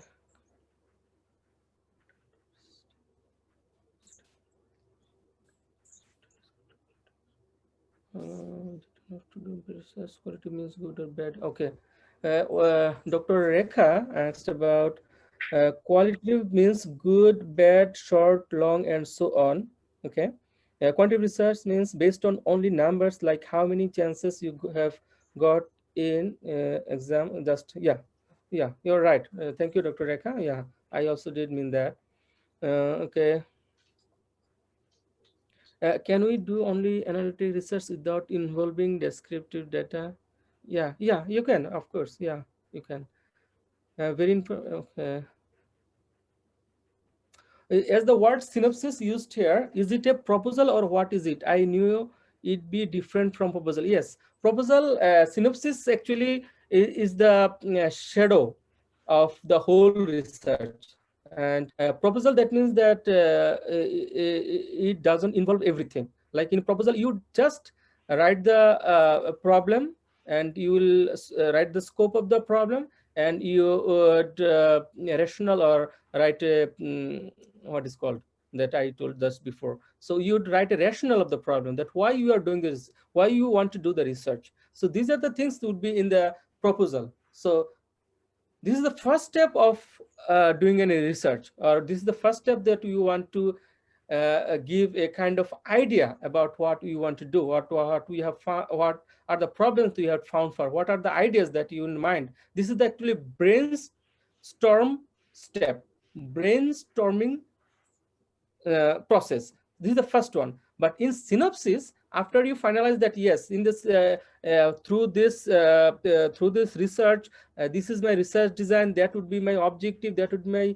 methodology, and my hypothesis would be like this. This is synopsis. Synopsis is much more than your proposal only. Okay, predict assumption. Okay, can you get that? Okay, research. Is hypothesis necessary for research? Yes. Especially for quantitative research, hypothesis is really, really important, because without hypothesis, we cannot test the association. But for qualitative research, it is not important. But for quantitative, it is always important, because it is numeric values. So how would we say that these are the association between two variables? If we predict something, if we put some values, and later we can see the relation. Another important thing is, even we cannot go to the data collection process without having some hypothesis, because we have to do the hypothesis testing before going to the field. Hypothesis testing, hypothesis coefficient, you know about like coefficients. So hypothesis coefficients is that whether these variables are related to each other. Sometimes you will find that these variables are totally different from each other. There is no question of like relation to each other. Say for example, if you want to work on GSS study, as I told you, general social study. So GSS studies, on GSS studies, you will find that there are thousands of variables are there. So you cannot work on all variables. So you have to select some variables out of there. So how do you know that which variable actually relate to what variables? Say for example, if you want to take age as independent variable and want to take responsibility dependent variable, but you don't know whether age and dependent variable has any relation or not. So if you take this hypothesis, you can measure the coefficients that between these variables, and you can also get some ideas whether you can go to, because without doing hypothesis before, having some coefficient before, if you go straightly to the findings and found that there is no relation is there, so your whole cost, time management, everything will be lost. And that's why it is very imperative that you should take some hypothesis. It can be null hypothesis, alternative hypothesis, positive hypothesis, lots of ways, but you should take some hypothesis beforehand. Otherwise it would be really risky. Okay, how do we frame hypothesis or qualitative research? So, okay, yeah, it's qualitative. I told you that in qualitative research, hypothesis is not important per se, since we are actually looking for the research questions. We are not looking for only like association between two things. We are looking for why. We are looking for this why, this answer. We know that there is some relations. We want to know why. So that's why hypothesis is not that important here. I request the management to send. Okay.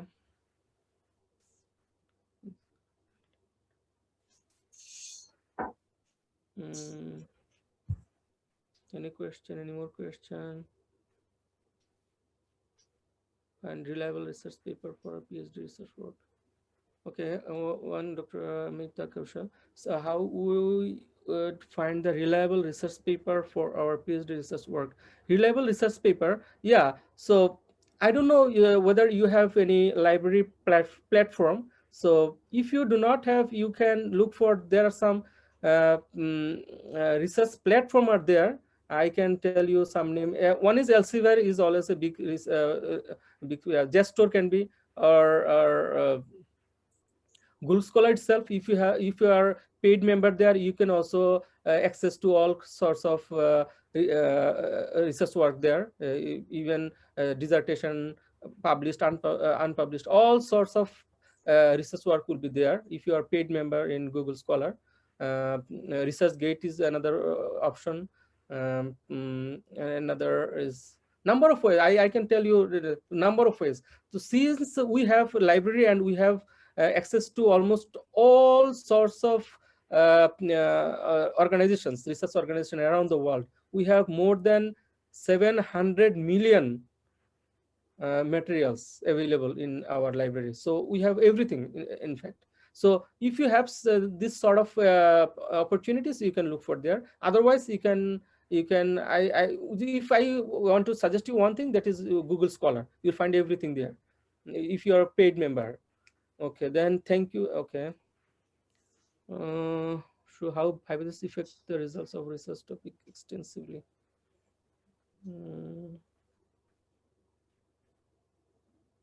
Okay, hypothesis affect results the research topic extensively. Yes, because research topic is something like the relation between, we are looking for the relation between two variables. So since we hypothesize whether these variables are related or not, if related, whether it is positive or negative, if negative, whether it is positive, negative, strongly or weakly. So these are all the things that we are actually looking toward, the relation among these variables. So if we do not make any hypothesis, we cannot come into conclusion.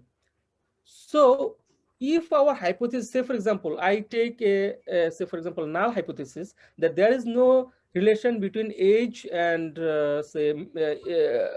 responsibility. So this is my null hypothesis, and coefficient says that yes, there are some relation. Relation can be positive, negative, whatever. The coefficient only says that yes, there are some relations are there.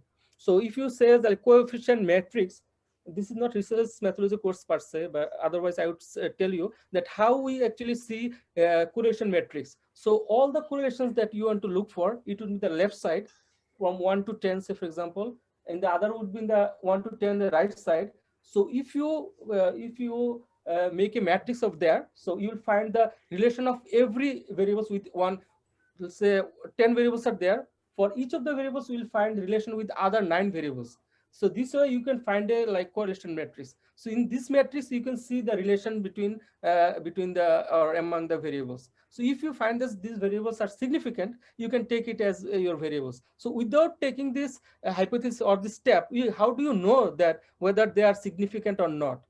So if you do not do the hypothesis testing before, hypothesis coefficients before, in future you will find nothing. So your whole process will be in vain. And that's why it is always good that you take hypothesis. It can be null, positive, whatever it is, but you have to take some, and you see the significance of the variables, how much their significance level or coefficients level.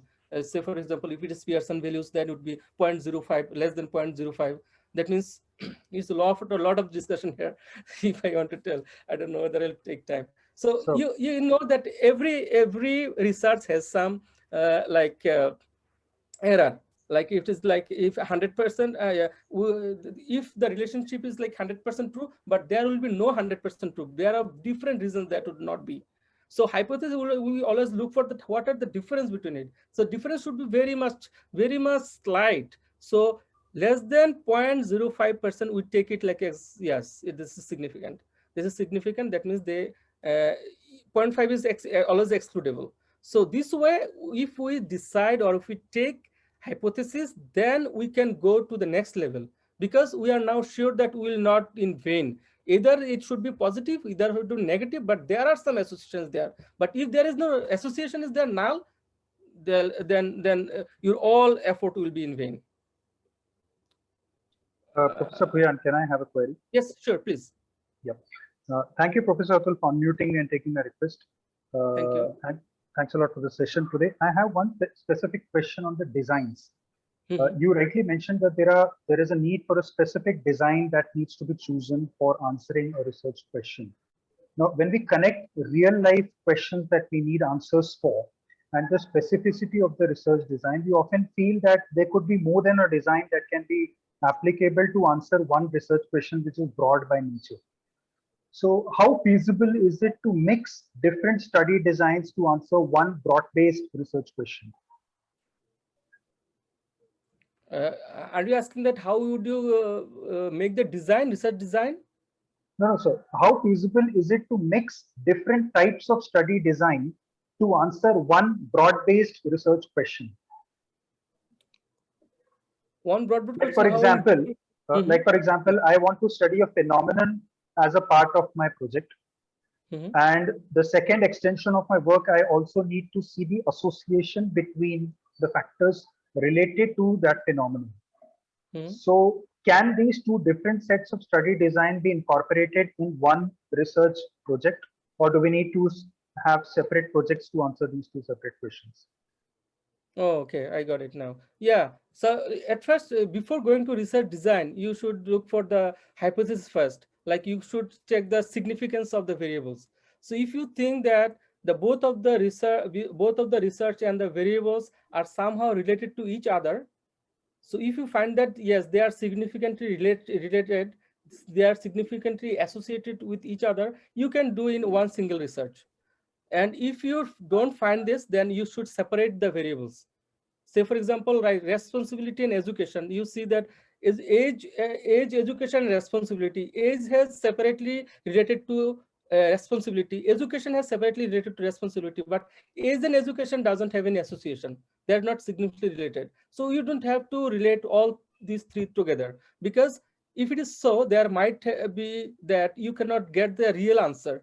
Sometimes, like, you could infer results that yes, age and age has impact over responsibility, but you don't know what is going on about education. Education might have some impact on responsibility as well, and that's why it is always better to make it separate. Then you could specifically see that whether how much impact of age on responsibility, how much impact of let's say education on responsibility. If you can separate it, so this is always Okay. better, and it is always good. It is always easy to shorten your or minimize your variables to test.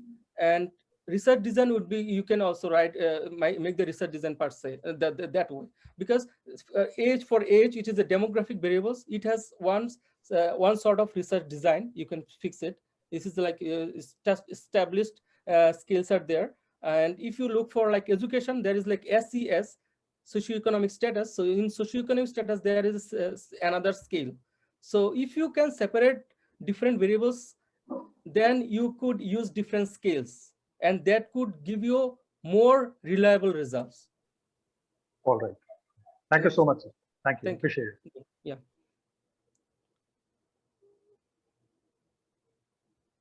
Okay, another question. Okay, I don't have many questions. Okay, another question is like, mm, mm, is the research is time bounded? Nowadays, many people do research to obtain doctorate degree. After that, they left the problem. So, yeah, that should not be encouraged. And that's why, to be very honest, like uh, almost all the scholars, I have attended almost like more than 30 international conferences of different programs, not only my programs, different programs. And all the scholars and the researchers agree with that there is no fundamental research have produced in the last 50 years. You see, every year only from Scopus, Elsevier, you'll find that hundreds of research papers come out every year. But they all agree that the last 50 years, there is no fundamental research paper came out so far. So this is the reason that whatever we are doing something that is not contributing like fundamentally to the research arena or scholarly arena. Whatever people, all people are doing something, they exist on the basis of the existing theory, existing literature, and we are just modify these things, or we are restudying the things. Yes, this author was right, or we can tell yes, this theory is good. How many people could challenge existing theory? How many people could challenge existing literature?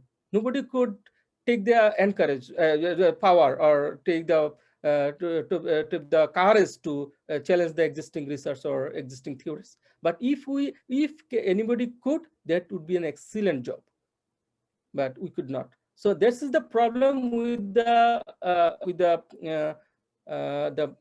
what should I say, primary research without knowing anything. At the same time, it is also challenging, because if you want to do this thing, you need to have very, very strong data. You need to have very, very strong form of analysis. If you miss any single point, slight point, your whole findings will be useless. You cannot use it. Yes, you are right that yes, the students who are doing PhD on any particular area, they should somehow nourish this issue in future. Then the way they can expertise on that particular ground. You should not do only for doing PhD. How okay, I do this. Okay, write review paper. Okay, what care should be taken to write review paper? Okay, so review paper is like different than the research paper or scholarly research paper, because review paper is the paper of others. So what you can do, like you would just see that what I said during this process of research, you will just look for the process, whether is there any problem with the process, or whether the writer or the researcher maintained all the steps properly. So these are the actually review. So you say that yes, this writer wanted to look for that, for this he used that methodology, this methodology is perfect to find out the problem.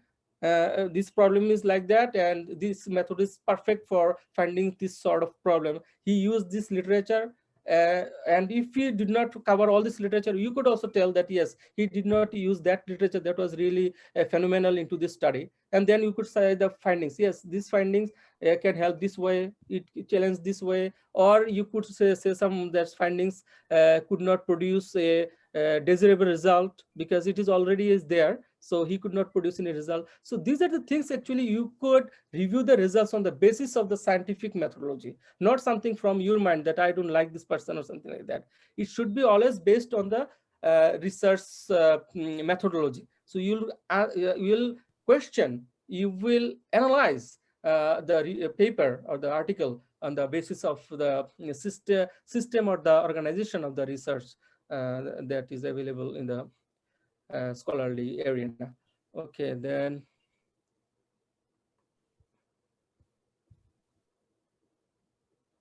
so selecting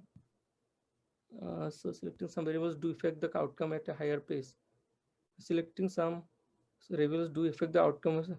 Yeah, without selecting a variable, you cannot do the research. Research should always, you need to have some forms of variables. Sometimes we may not understand or we may not look like that, but all of course there are some variables. Research is all about variables. There are some variables out there. Quantitative research is used to test the hypothesis. Yes. How do we generate hypothesis? I will tell about this hypothesis testing and hypothesis, how to make hypothesis in one class. So today I am not gonna tell about hypothesis. It's a really big issue. If you want to have discussion in structure, raise your hand.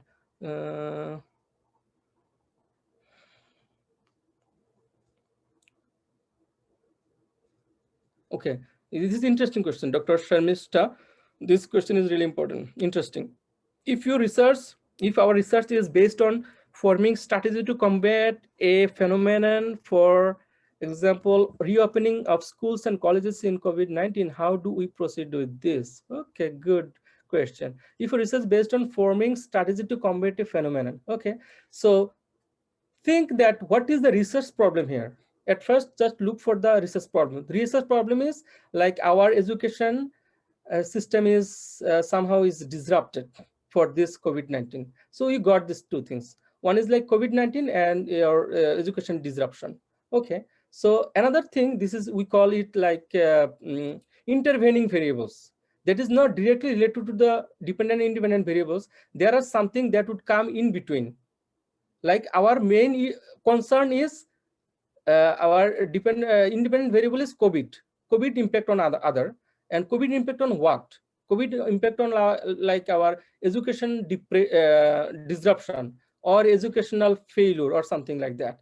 But education failure, COVID doesn't directly impact educational failure. There are something in between. This is called intervening variables, and this is the reopening the school. That means without reopening the school, it cannot ensure a proper education process. So that's why we always look toward like dependent variables, COVID, independent variables, the education failure, and in between there will be like intervening variables like opening the schools. So there will be like two-way connection. First one from COVID to school, school to educational disruption. From COVID to COVID to education depression will not go straight. It will go through education. So since we have intervening variables, so we have to always look for the third variable, that is like intervening variables, and we have to set what is called the data and conceptualization and instrumentalization. We'll be talking more about instrumentalization, that how would we define, how would we want to get the data from the about the variables. So say for example COVID-19, we'll say that how COVID-19 impact like India or some other places. Second one is like reopening school. So if you want to ask the students, the guardians, the policymakers, the stakeholders, so you could select that, yes, I'm gonna ask how the impact of COVID on reopening the schools. That means does COVID impact on schools closeness? So if it is yes, that means there are connection between COVID and schools. Then we look toward that how school can disrupt education. Now you can say that what is the achievement, educational achievement of the students, pupils in the last years? They could not sit for any exam, they could not have any classroom interaction. So for that, what you need to set a kind of scale. You cannot make the scale, or you should not make the scale. If you make your own scale, that is educational disruption, educational failure.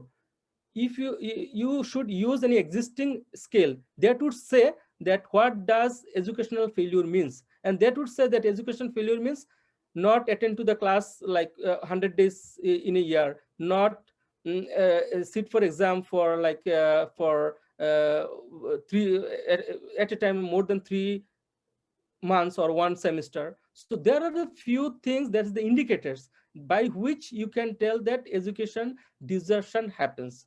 So if you find that you find schools that have, yes, COVID impact on schools. Okay, forget about COVID.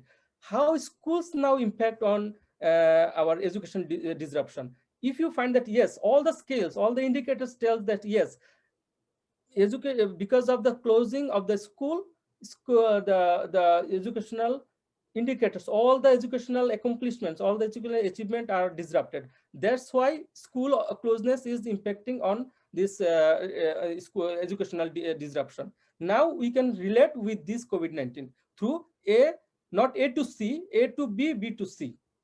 So this A to B, B to C, then we can say yes, there are some relation between A and C.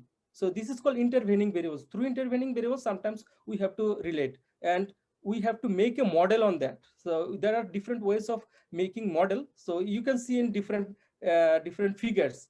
There are three circles are there. So there are some models. The one lead to another, one lead to another. Okay. And then if literature review is limited in the selected topic, then can we write in general as the topic is new and not much studies were conducted? Kindly advise. No. It's many people wanted to say like that. As I told you, there is grand narratives or meta narratives. That means there are many experiments have done so far. Nobody could find out any topic that is not discussed before. Impossible. Sometimes you may not find the exact term. Say for example, COVID, you cannot find the COVID in the literature because COVID is the new term, but you could find some kind of this disease or contagious disease that can disrupt some form of education or any other social variables. So this way you could relate that yes, before COVID there were some like MERS, SARS or some others, and in that situation what was the situation of schools are there. So somehow you should write something on the basis of the broader perspective. It may not be very very close or exactly like your variables, but there are some ideas, overarching ideas that you can relate or you can include into your literature review. Why it is important? Because if you do not do so, it is your loss as well. If you do not do so, you cannot get the direction. You will see that you will go in different directions. So in research paper, you submit any research paper in scholarly journals, actually big journals, you will find that the number of things they would find that they are not consistent with. There are few things inconsistent because of that gap.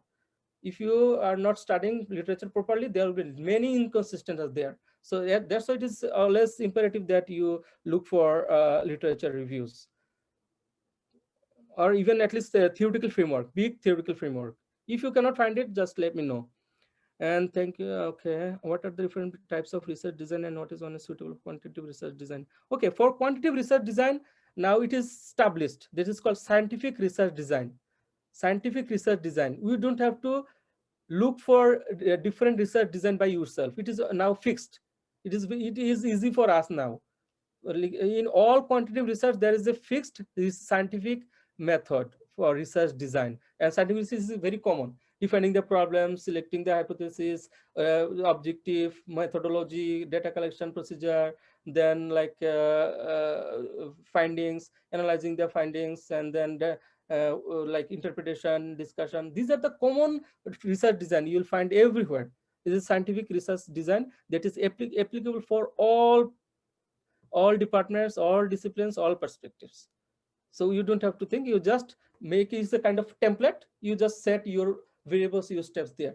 This is already there. Okay, when you also to find only literature review. Yeah, only for literature review you will find one.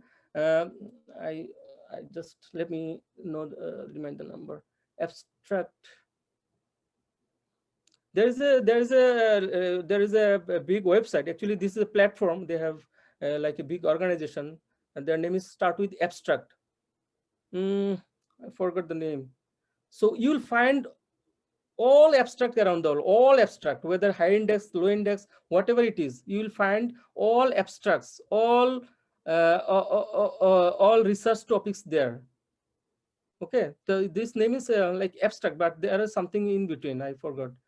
Okay, I'll tell you later. I will tell you later, or if you allow me, I can check and let you know by a few minutes.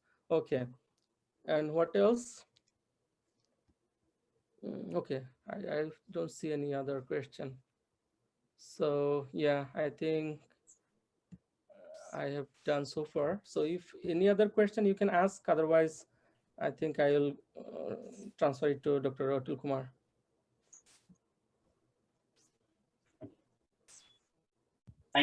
Thank you, Professor Mehboob, for such a wonderful session. Thank you. We have with us one of very senior professor, Dev Prasad Chattopadhyay sir. He's a senior professor and human resource, HOD, human resource and Globson Knowledge Foundation Business School. So he would like to share his views, feedback, and vote of thanks. My pleasure.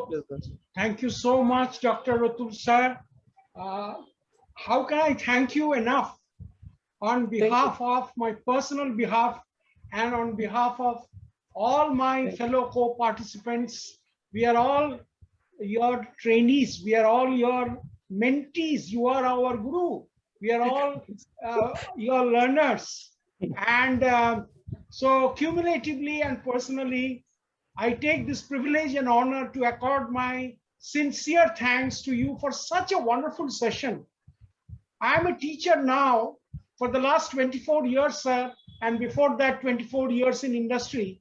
So in this 48 years and odd, I'm yet to see such a smiling disposition, personality like you, and such a patient, cool individual like you who took, pains to answer each and every question from the chat box. You made it so simple and lucid that I could understand. You started with the etymology of research, from the ancient Greek. This is just to summarize, because vote of thanks is just like a national anthem ceremony. It finishes within few seconds. But it's my duty to intertwine few things that you said so that I test myself. Where do I stand against what I have learned from you? So then you talked about, the features of research, the purpose of research, the types of research, the roots of research, and other things related to how research problem can be formulated, how a niche can be identified, how the hypothesis can be formulated, how the testing can be done. You talked about the dependent and independent variables and the intervening variables just now, as you nicely elaborated. And other things that you also said about, descriptive research and qualitative research, and so many other things which made it so simple. So I have really no words to express my gratitude to you, Professor Bhuyan sir. Thank you ever so much. In all humility, I have just one question before, Yes, Dr. Otu sir can take it forward. I have been publishing papers, and I have on a very humble note, I have my own Google Scholar account, just like my other colleagues here on this platform. My humble question to you, sir, is, though we have been receiving and have been receiving citations, is there any specific approach to increase the quantum of citations so that my papers can get a wider coverage and my quantum of citations can increase? So that is my humble question to you, if you can highlight, sir. Yes, sir. Thank you, sir. Yes. The thing is, like, you can reach to, like, there are a number of research platforms out there. Like previously it was only Google Scholar, but other than Google Scholar, there are other platforms have been created so far. Say, for example, ResearchGate. It's a big competitor of Google Scholar. So even LinkedIn, they have their Premier account. So they actually gathered their own ways or own researchers, that is called, the number of researchers are there. And you can also look for Elsevier. Elsevier are also trying to do their own. So there are a number of platforms. I think you want to access to all these platforms. You can write them. You can open your account through all these accounts. And better if you are paid member there, premier member there, because for premium members, say for example, if you are a premium member to Google, like if I search for anything related to your topic or to your research article, if you are general member, it will not be shown at first. It will be like 6, 7, or 8 pages. But if you are paid member, it will come instantly, like in the first page. Like number 1, number 2, or number 3. And people generally, it is like a common human behavior. People will not look for page number 8, 10. People will always look for the first page or second page so far. So first page, they will look for some articles in the first page, or if it's not like second page as well. So first and second page, if you want to place your article in the first or the second page, it is better that you are paid member or the premium member there everywhere, in ResearchGate, Google Scholar, Elsevier, or whatever the platform is. But it is better that you are paid member there. And other than that, if you write new paper, this is also good. If you write new paper, if you cite some big researchers, that is also very good, because some other people, when they write, they look for the bibliographies, that who are the bibliographies. From bibliographies, sometimes they pick out some articles name. So if you write, or if you cite some big researchers in ResearchGate and JSTOR and some other platforms, they have some suggested articles. Say for example, if someone search something related to your article, but it's not your article, it's a big article, or big scholar's article. I'm not saying that you are less scholar. Say for example, no, I understand, sir. So highly cited scholar. So they look for that article, but instantly they will give you some suggestion. They will give the readers some suggestion in the right side or in the below. So if you cited this scholar, whenever they will look for the scholar, there will be automatically their suggestion are there. So the readers can automatically pick your article as well. I understand, sir. I understand. Sir, thank you ever so much. We are all locked down since last year, March. Something Yeah. new I learned from you, apart from research, and I will continue to My learn in the pleasure, next 5 days. But sir, how to keep a class, digital class engaging for 3 hours. So my namaskar to you, and thank you ever so much. And thank you to Dr. Atul sir. Over to you, Dr. Atul sir. It's an honor. It was an honor.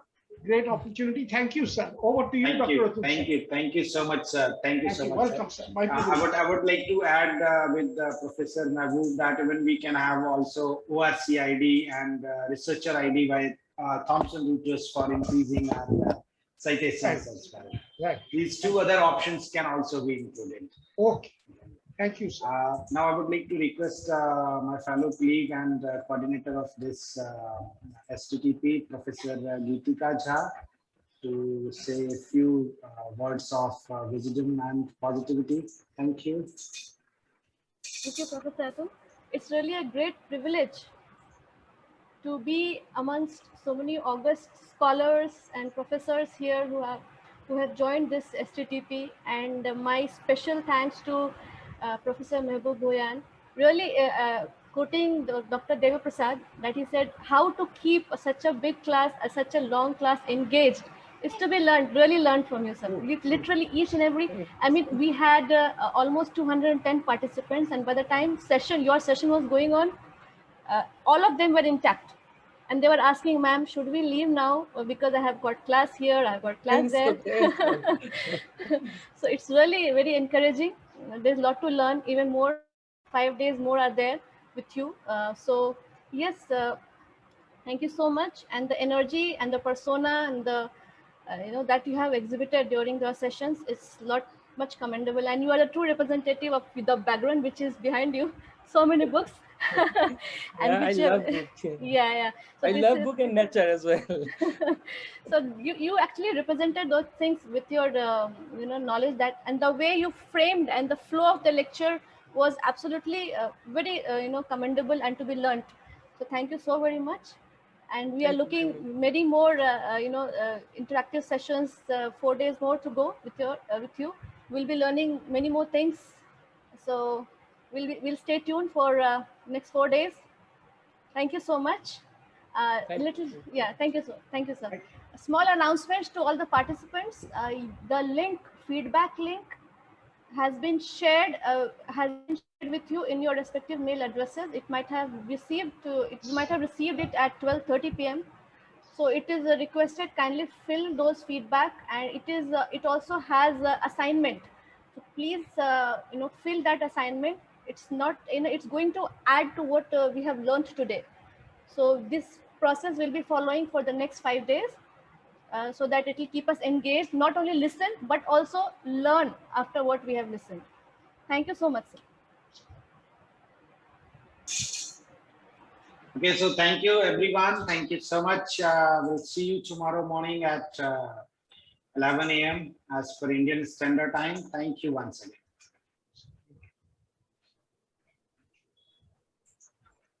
Thank you. Thank you all. Thank you. Bye-bye.